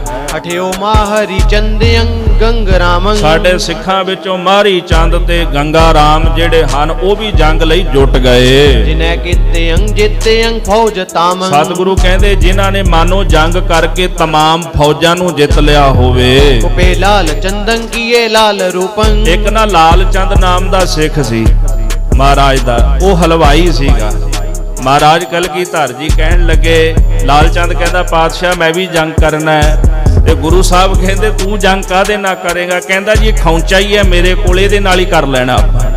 ਫਿਰ ਮਹਾਰਾਜ ਕਲਗੀਧਰ ਜੀ ਨੇ ਇਹਨੂੰ ਸ਼ਸਤਰ ਦਿੱਤੇ ਤੇ ਲਾਲ ਚੰਦ ਹਲਵਾਈ ਸੀਗਾ, ਉਹ ਮੈਦਾਨੇ ਜੰਗ ਦੇ ਵਿੱਚ ਜਾ ਕਰਕੇ ਜੂਝਣ ਲੱਗਾ। ਕੀਏ ਲਾਲ ਰੂਪੰਗ, ਮੈਦਾਨੇ ਜੰਗ ਵਿੱਚ ਜਾ ਕੇ ਜਦੋਂ ਜੰਗ ਵੇਖਿਆ ਤੇ ਰੰਗ ਲਾਲ ਰੰਗ ਦਾ ਹੋ ਗਿਆ ਹੈ। ਜਿਨੈ ਗੱਜੀਅੰ ਗਰਭ ਸਿੰਘੰ ਅਨੂਪੰ। ਮੈਦਾਨੇ ਜੰਗ ਵਿੱਚ ਇਦਾਂ ਜਾ ਕਰਕੇ ਗਰਜਣ ਲੱਗਾ, ਕਹਿੰਦੇ ਜਿਵੇਂ ਇੱਕ ਹੰਕਾਰ ਭਰਿਆ ਅਣਖ ਭਰਿਆ ਸ਼ੇਰ ਗੱਜਦਾ ਹੈ। ਕੁਪਿਓ ਮਾਹਰੂ ਕਾਹਰੂ ਰੂਪ ਧਾਰੇ। ਇਸੇ ਪ੍ਰਕਾਰ ਭਾਈ ਮਾਰੀ ਚੰਦ ਜਿਨ੍ਹਾਂ ਨੇ ਕਾਹਰੂ ਸ਼ੇਰ ਦਾ ਰੂਪ ਧਾਰਨ ਕਰ ਲਿਆ ਹੈ। ਜਿਨੈ ਖਾਨ ਖਾਵੀ ਨਿਯੰ ਖੇਤ ਮਾਰੇ। ਜਿਨ੍ਹਾਂ ਨੇ ਅਨੇਕਾਂ ਹੀ ਖੂਨੀ ਖਾਨ ਮੈਦਾਨੇ ਜੰਗ ਵਿੱਚ ਮਾਰ ਦਿੱਤੇ ਭਾਈ ਮਾਰੀ ਚੰਦ ਨੇ। ਕੁਪਿਓ ਦੇਵਤੇ ਸੰਦੇ ਆਰਾਮ ਜੁਦੰ। ਇਸੇ ਪ੍ਰਕਾਰ ਇੱਕ ਸਿੱਖ ਸੀ ਸਾਡਾ ਬ੍ਰਾਹਮਣ ਭਾਈ ਦਇਆ ਰਾਮ, ਉਹ ਵੀ ਕ੍ਰੋਧ ਵਿੱਚ ਆ ਗਿਆ ਹੈ।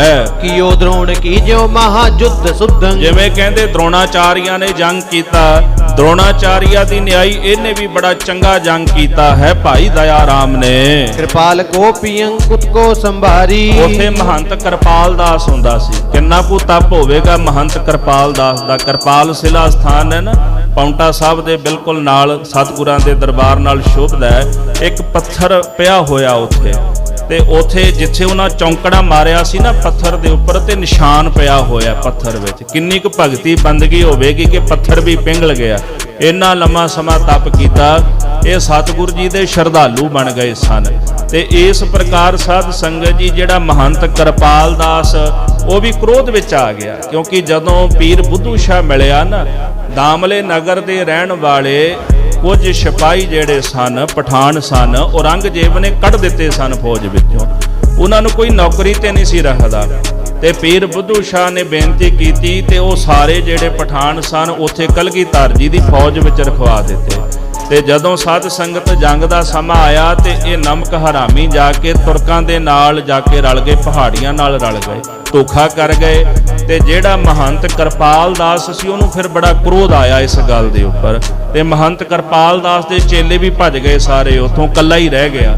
ਤੇ ਉਹਨੇ ਫਿਰ ਆਪਣਾ ਕੁਤਕਾ ਨਾਮ ਹੁੰਦਾ ਸੋਟੇ ਦਾ, ਉਹਨੇ ਆਪਣਾ ਸੋਟਾ ਸੰਭਾਲ ਲਿਆ ਹੈ। ਹਠੀ ਖਾਨ ਹਯਾਤ ਕੇ ਸੀਸ ਝਾਰੀ। ਇੱਕ ਹਠੀ ਹਯਾਤ ਖਾਨ ਨਾਮ ਦਾ ਕਹਿੰਦੇ ਯੋਧਾ ਸੀ, ਉਹਦੇ ਸਿਰ ਦੇ ਉੱਪਰ ਲਿਆ ਕੇ ਨਾ ਉਹਨੇ ਆਪਣਾ ਸੋਟਾ ਮਾਰਿਆ ਹੈ। ਉਠੀ ਛਿਛ ਇਛੰ ਕੜਾ ਮੇਜ ਜੋਰੰ। ਸਤਿਗੁਰੂ ਕਹਿੰਦੇ ਜਦੋਂ ਜ਼ੋਰ ਦੇ ਨਾਲ ਕੁਤਕਾ ਮਾਰਿਆ ਤੇ ਉਹਦੇ ਮਾਨੋ ਸੀਸ ਦੀ ਮਟਕੀ ਫੋੜ ਦਿੱਤੀ, ਉਹਦੇ ਵਿੱਚੋਂ ਮਿੱਝ ਬਾਹਰ ਕੱਢ ਕੇ ਰੱਖ ਦਿੱਤੀ ਹੈ। ਮਨੋ ਮਾਖਨੰ ਮਟਕੀ ਕਾਨ ਫੋਰੰ। ਸਤਿਗੁਰੂ ਕਹਿੰਦੇ ਇਦਾਂ ਮਿੱਝ ਉੱਡ ਕੇ ਬਾਹਰ ਨਿਕਲੀ, ਮਿੱਝ ਦੀਆਂ ਛਿੱਟਾਂ ਨਿਕਲੀਆਂ ਮਾਨੋ ਕਿ ਜਿਵੇਂ ਸ੍ਰੀ ਕ੍ਰਿਸ਼ਨ ਨੇ ਮੱਖਣ ਵਾਲੀ ਮਟਕੀ ਫੋੜੀ ਹੋਵੇ। ਦਹਾਨੰਦ ਚੰਦਨ ਕੀਓ ਕੋਪ ਪਾਰੋ। ਉਥੇ ਸਤਿਗੁਰੂ ਜੀ ਦਾ ਦੀਵਾਨ ਭਾਈ ਨੰਦ ਚੰਦ ਜਿਨ੍ਹਾਂ ਬੜਾ ਕ੍ਰੋਧ ਕੀਤਾ ਵੀਰ ਰਸ ਵਿੱਚ ਆ ਗਏ। ਲਗਾਈ ਬਰਛੀ ਕਿਰਪਾਣੰ ਸੰਭਾਰੋ। ਇਸੇ ਪ੍ਰਕਾਰ ਉਹਨਾਂ ਬਰਛੀ ਲੈ ਕੇ ਜੰਗ ਕੀਤਾ ਤੇ ਆਪਣੀ ਕਿਰਪਾਨ ਦੇ ਨਾਲ ਫਿਰ ਯੁੱਧ ਕੀਤਾ ਹੈ। ਟੁੱਟੀ ਤੇਗ ਤ੍ਰਿਖੀ ਕੜੇ ਜਮ ਦੰਡੰ। ਕਹਿੰਦੇ ਜਦੋਂ ਉਹਨਾਂ ਦੀ ਤਿੱਖੀ ਤੇਗ ਟੁੱਟ ਗਈ ਤੇ ਉਹਨਾਂ ਨੇ ਜਮਦਾੜ ਨਾਮ ਦਾ ਸ਼ਸਤਰ ਕੱਢ ਲਿਆ।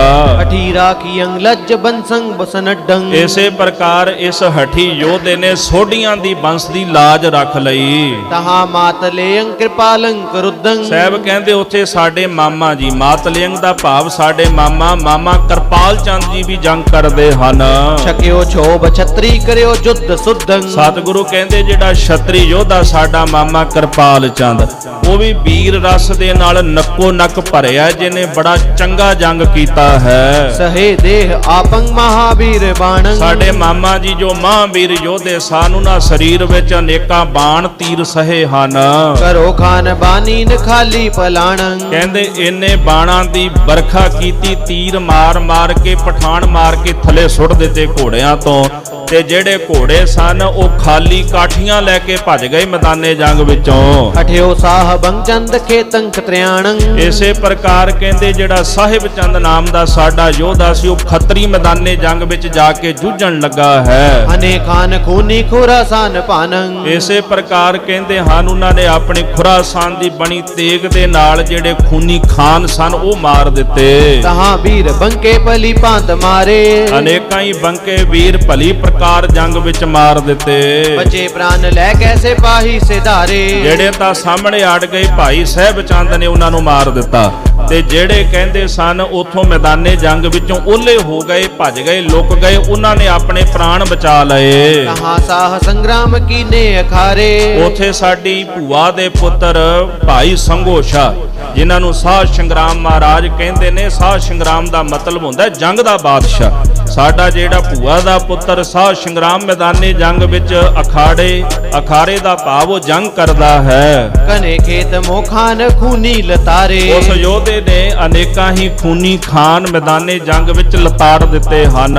ਪੰਗੋ ਪਲਾਯੰ ਖਰੋ ਖੇਤ ਗਾਜੈ।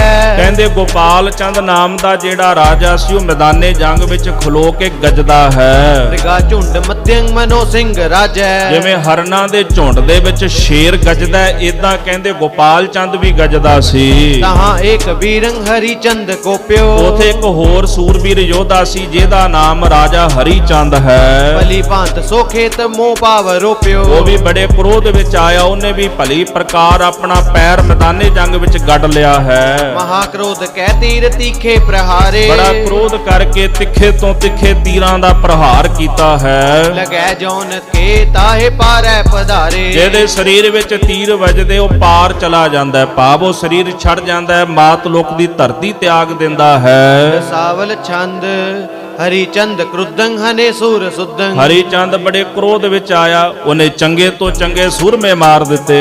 ਭਲੇ ਬਾਣ ਵਾਹੇ ਬੜੇ ਸੈਨ ਗਾਹੇ। ਭਲੀ ਪ੍ਰਕਾਰ ਬਾਣ ਚਲਾਉਂਦਾ ਹੈ ਤੇ ਵੱਡੇ ਸੂਰਮੇ ਫੌਜਾਂ ਦੇ ਖਤਮ ਕਰਦਾ ਹੈ। ਸੰਗ ਰੁద్ਰ ਰਾਚੇ ਮਹਾ ਲੋਹ ਮਾਚੇ।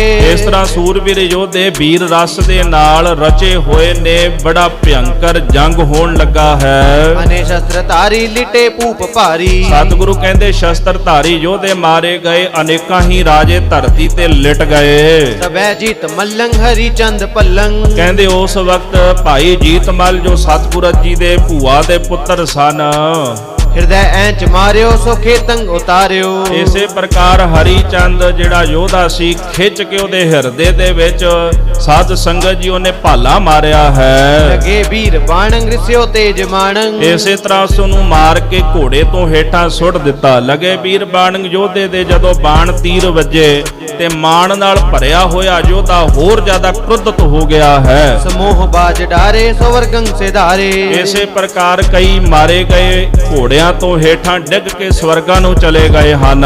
ਜੰਗ ਪ੍ਰਿਆਤ ਛੰਦ ਕੁਲੇ ਖਾਨ ਖੂਨੀ ਖੁਰਾਸਾਨ ਖੱਗੰ। ਸਤਿਗੁਰੂ ਕਹਿੰਦੇ ਖੁਰਾਸਾਨ ਦੀਆਂ ਬਣੀਆਂ ਤੇਗਾਂ ਮਿਆਨਾਂ ਵਿੱਚੋਂ ਕੱਢ ਕੇ ਖੂਨੀ ਪਠਾਨ ਲੜਦੇ ਹਨ। ਪਰੀ ਸ਼ਸਤਰ ਧਾਰੰ ਉਠੀ ਚਾਲ ਅਗੰ। ਸ਼ਸਤਰਾਂ ਤੇ ਸ਼ਸਤਰ ਵੱਜਦੇ ਹਨ ਤੇ ਅੱਗ ਦੀ ਝਾਲ ਚੰਗਿਆੜੇ ਉੱਠਦੇ ਹਨ। ਵਈ ਤੀਰ ਪੀਰੰ ਕਮਾਣੰ ਕੜਕੇ। ਕਮਾਣਾ ਕੜਕਦੀਆਂ ਨੇ ਜਿਨ੍ਹਾਂ ਵਿੱਚੋਂ ਤੀਰਾਂ ਦੀ ਵਰਖਾ ਹੁੰਦੀ। ਅਸ਼ਮਾਨ ਤੀਰਾਂ ਨਾਲ ਭਰ ਗਿਆ ਹੈ। ਗਿਰੇ ਬਾਜ ਤਾਜੀ ਲਗੇ ਤੀਰ ਧੁੰਕੇ। ਅਨੇਕਾਂ ਹੀ ਸਾਧ ਸੰਗਤ ਜੀ ਜਿਹੜੇ ਕਹਿੰਦੇ ਘੋੜੇ ਹਨ ਚੰਗੇ ਤੋਂ ਚੰਗੇ ਤੇ ਜਦੋਂ ਉਹਨਾਂ ਦੇ ਤੀਰ ਵੱਜੇ ਉਹ ਵੀ ਜਾ ਧਰਤੀ ਤੇ ਡਿੱਗ ਪਏ ਤੇ ਚਾਰ ਚਫੇਰੇ ਤੋਂ ਯੋਧਿਆਂ ਨੂੰ ਧੱਕੇ ਵੱਜਣ ਲੱਗੇ ਤੇ ਧਰਤੀ ਉੱਪਰ ਜਾ ਡਿੱਗੇ ਹਨ। ਵਜੀ ਪੇਰ ਭੁੰਕਾਰ ਤੁਕੇ ਨਗਾਰੇ। ਸਤਿਗੁਰੂ ਕਹਿੰਦੇ ਭੇਰੀਆਂ ਵੱਜਦੀਆਂ ਹਨ ਨਗਾਰੇ ਵੱਜਦੇ ਹਨ। ਤਹੂ ਔਰਤੇ ਵੀਰ ਬੰਕੇ ਬਕਾਰੇ। ਜਿਨ੍ਹਾਂ ਦੀ ਆਵਾਜ਼ ਸੁਣ ਕੇ ਦੋਹਾਂ ਦਿਸ਼ਾਵਾਂ ਤੋਂ ਸੂਰਬੀਰ ਯੋਧੇ ਮਾਰ ਦੀਆਂ ਪੁਕਾਰਾਂ ਕਰਦੇ ਬਕਾਰੇ ਮਾਰਦੇ ਹਨ। ਕਰੇ ਬਾਹੋ ਆਗਾਤ ਸ਼ਸਤਰੰ ਪ੍ਰਹਾਰੰ। ਬਾਹੂ ਬਲ ਕਰਕੇ ਦੁਸ਼ਮਣਾਂ ਤੇ ਸ਼ਸਤਰਾਂ ਦਾ ਪ੍ਰਹਾਰ ਕਰਦੇ ਹਨ। ਨਕੀ ਡਾਕਣੀ ਚਾਵੰਡੀ ਚੀਤਕਾਰੰ। ਇਸੇ ਪ੍ਰਕਾਰ ਡਾਕਣੀਆਂ ਆ ਕੇ ਬੋਲਦੀਆਂ ਹਨ ਤੇ ਚਮੁੰਡੇ ਜਿਹੜੇ ਹਨ ਚਾਮੜੀਆਂ ਉਹ ਵੀ ਆ ਕੇ ਚੀਕਾਂ ਪਾਉਂਦੀਆਂ ਹਨ। ਦੋਹਰਾ ਕਹਾਂ ਲਗੇ ਵਰਣਨ ਕਰੋ ਮਚਿਓ ਜੁੱਧ ਅਪਾਰ। ਸਤਿਗੁਰੂ ਕਹਿੰਦੇ ਭੰਗਾਣੀ ਦੇ ਜੰਗ ਦਾ ਮੈਂ ਕਿੱਥੋਂ ਤਾਈਂ ਵਰਣਨ ਕਰਾਂ, ਬੜਾ ਭਿਅੰਕਰ ਯੁੱਧ ਮਚ ਗਿਆ ਹੈ। ਜੇ ਲੁੱਜੇ ਜੁਝੇ ਸਵੈ ਭੱਜੇ ਸੂਰ ਹਜ਼ਾਰ। ਜਿਹੜੇ ਤਾਂ ਮੈਦਾਨੇ ਜੰਗ ਵਿੱਚ ਜੂਝਦੇ ਰਹੇ ਉਹ ਤਾਂ ਮਾਰੇ ਗਏ, ਸਵਰਗ ਨੂੰ ਚਲੇ ਗਏ, ਤੇ ਹਜ਼ਾਰਾਂ ਹੀ ਜਿਹੜੇ ਸੂਰਮੇ ਸਨ ਉਹ ਭੰਗਾਣੀ ਦੇ ਜੰਗ ਵਿੱਚੋਂ ਭੱਜ ਗਏ ਹਨ।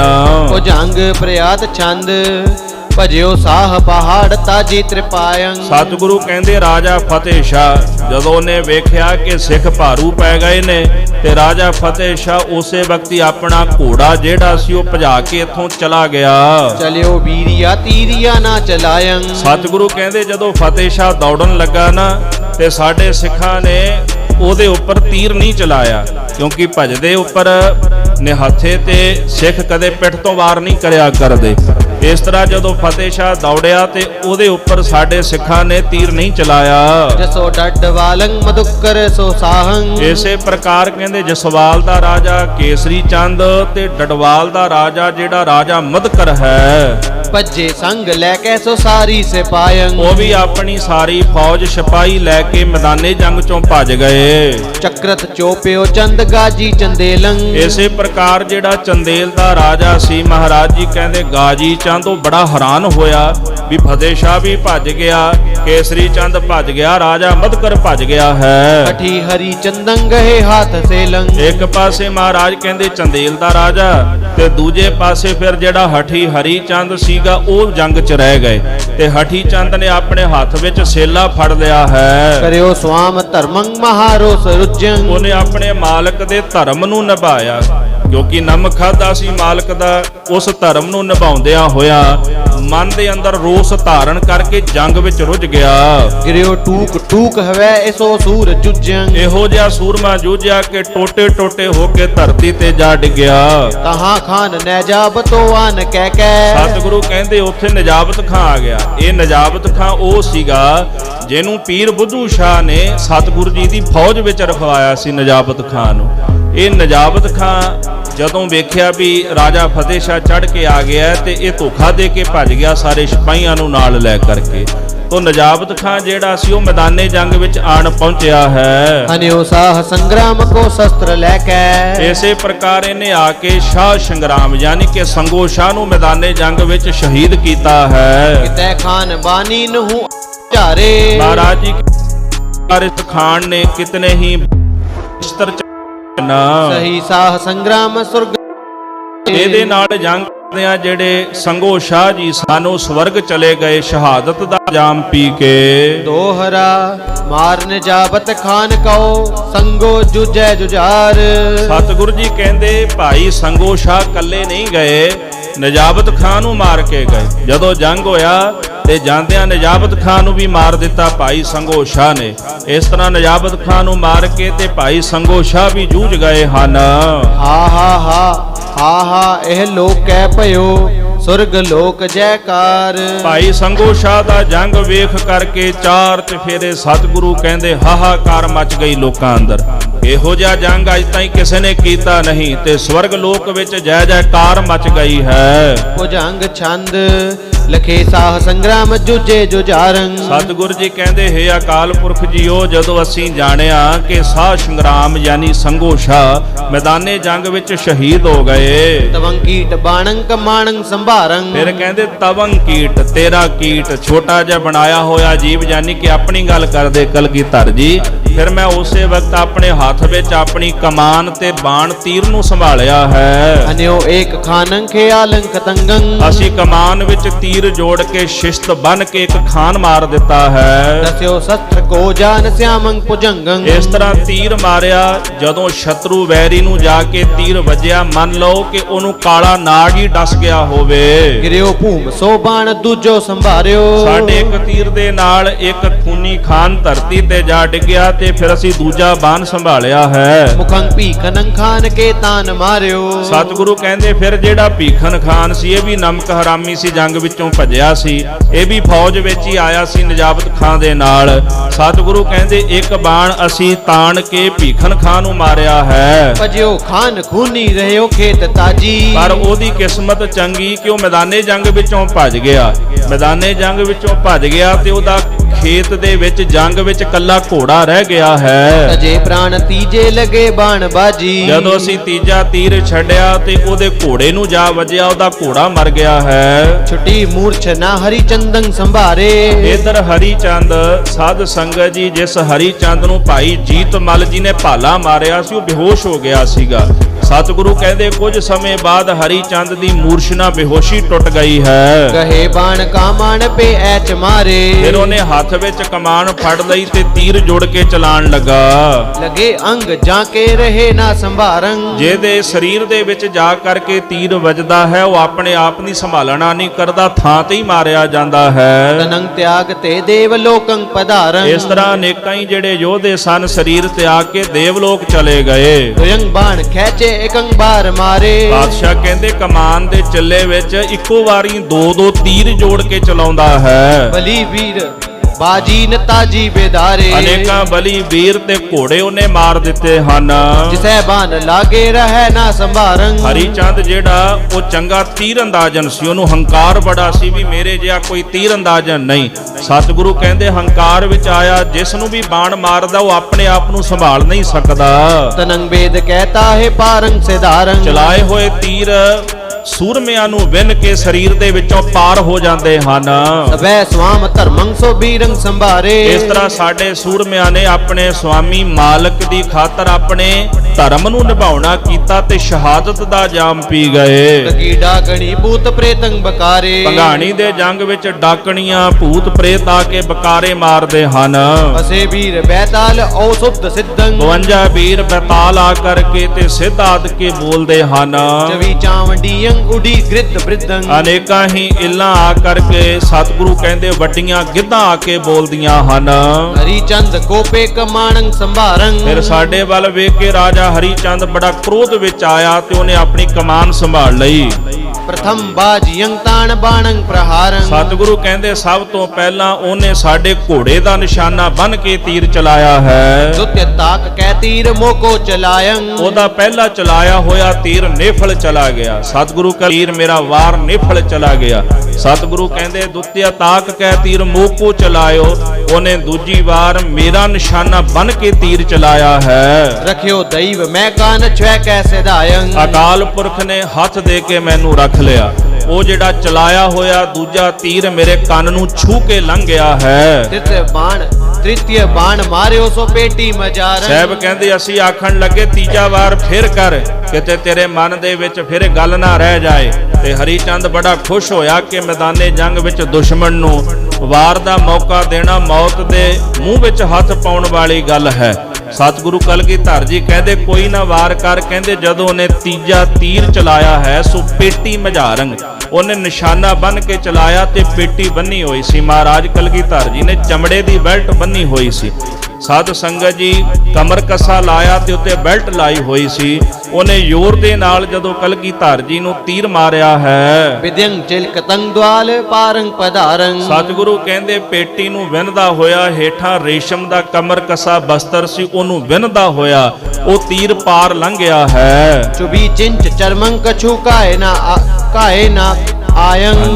ਸੋ ਚੁਬੀ ਚਿੰਚ ਚਰਮ, ਮਹਾਰਾਜ ਕਹਿੰਦੇ ਉਸ ਤੀਰ ਦੀ ਜਿਹੜੀ ਚੁੰਝ ਸੀ ਨਾ ਉਹ ਜਾ ਕੇ ਥੋੜੀ ਜੀ ਮਾਸ ਵਿੱਚ ਚੁੱਭ ਗਈ, ਪਰ ਸਾਨੂੰ ਕਿਤੇ ਬਹੁਤਾ ਜ਼ਖਮ ਨਹੀਂ ਲੱਗਿਆ।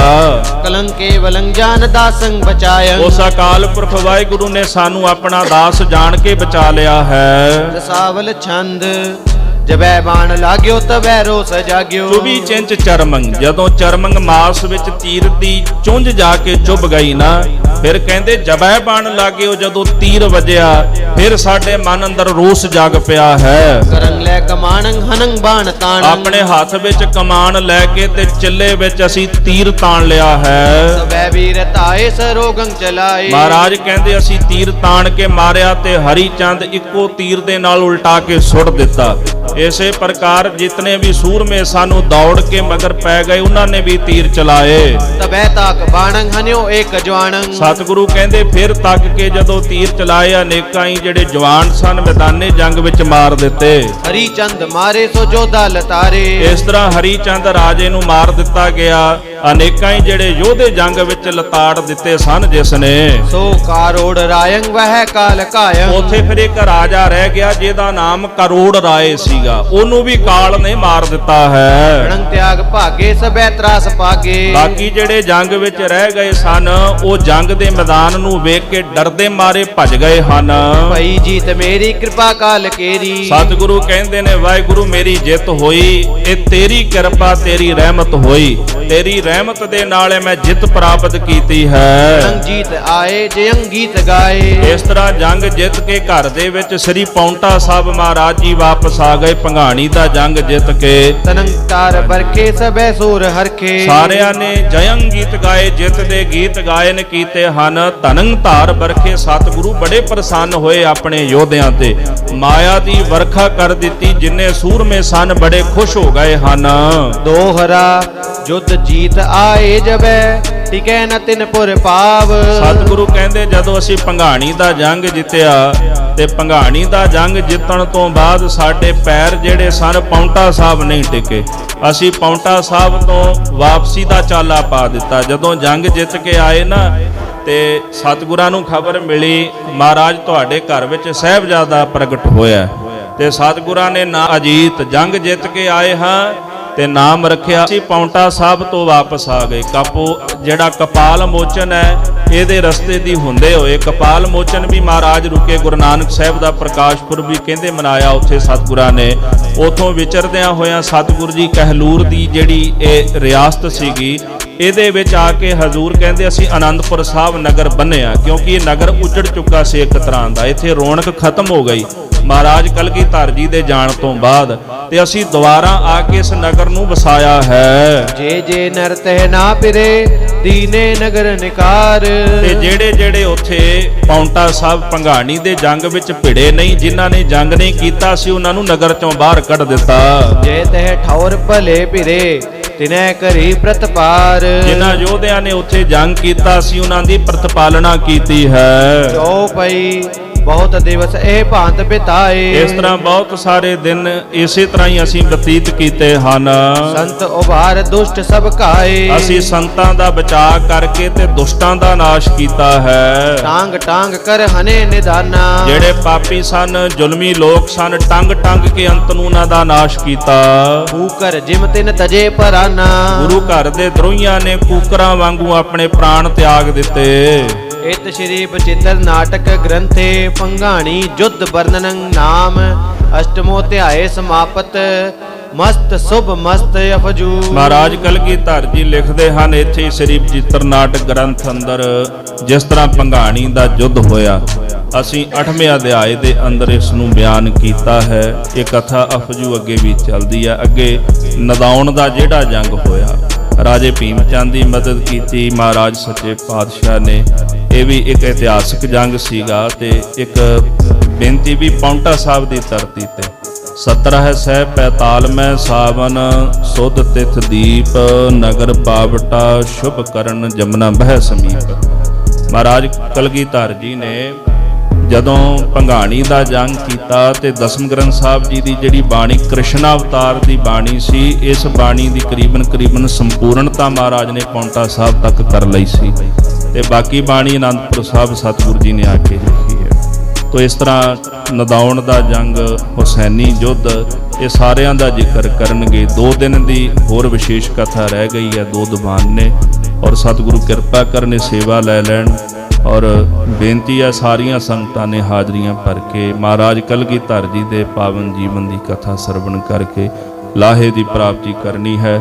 ਭੁੱਲਾਂ ਚੁੱਕਾਂ ਦੀ ਖਿਮਾ ਕਰਨੀ। ਆਪ ਸੰਗਤਾਂ ਦਾ ਬਹੁਤ ਬਹੁਤ ਧੰਨਵਾਦ ਜੀ। ਹਾਜੀ ਚੌਪਈ ਬਹੁਤ ਦਿਵਸ ਇਹ ਭਾਂਤ ਬਿਤਾਏ ਸੰਤ ਉਭਾਰ ਦੁਸ਼ਟ ਸਭ ਕਾਏ।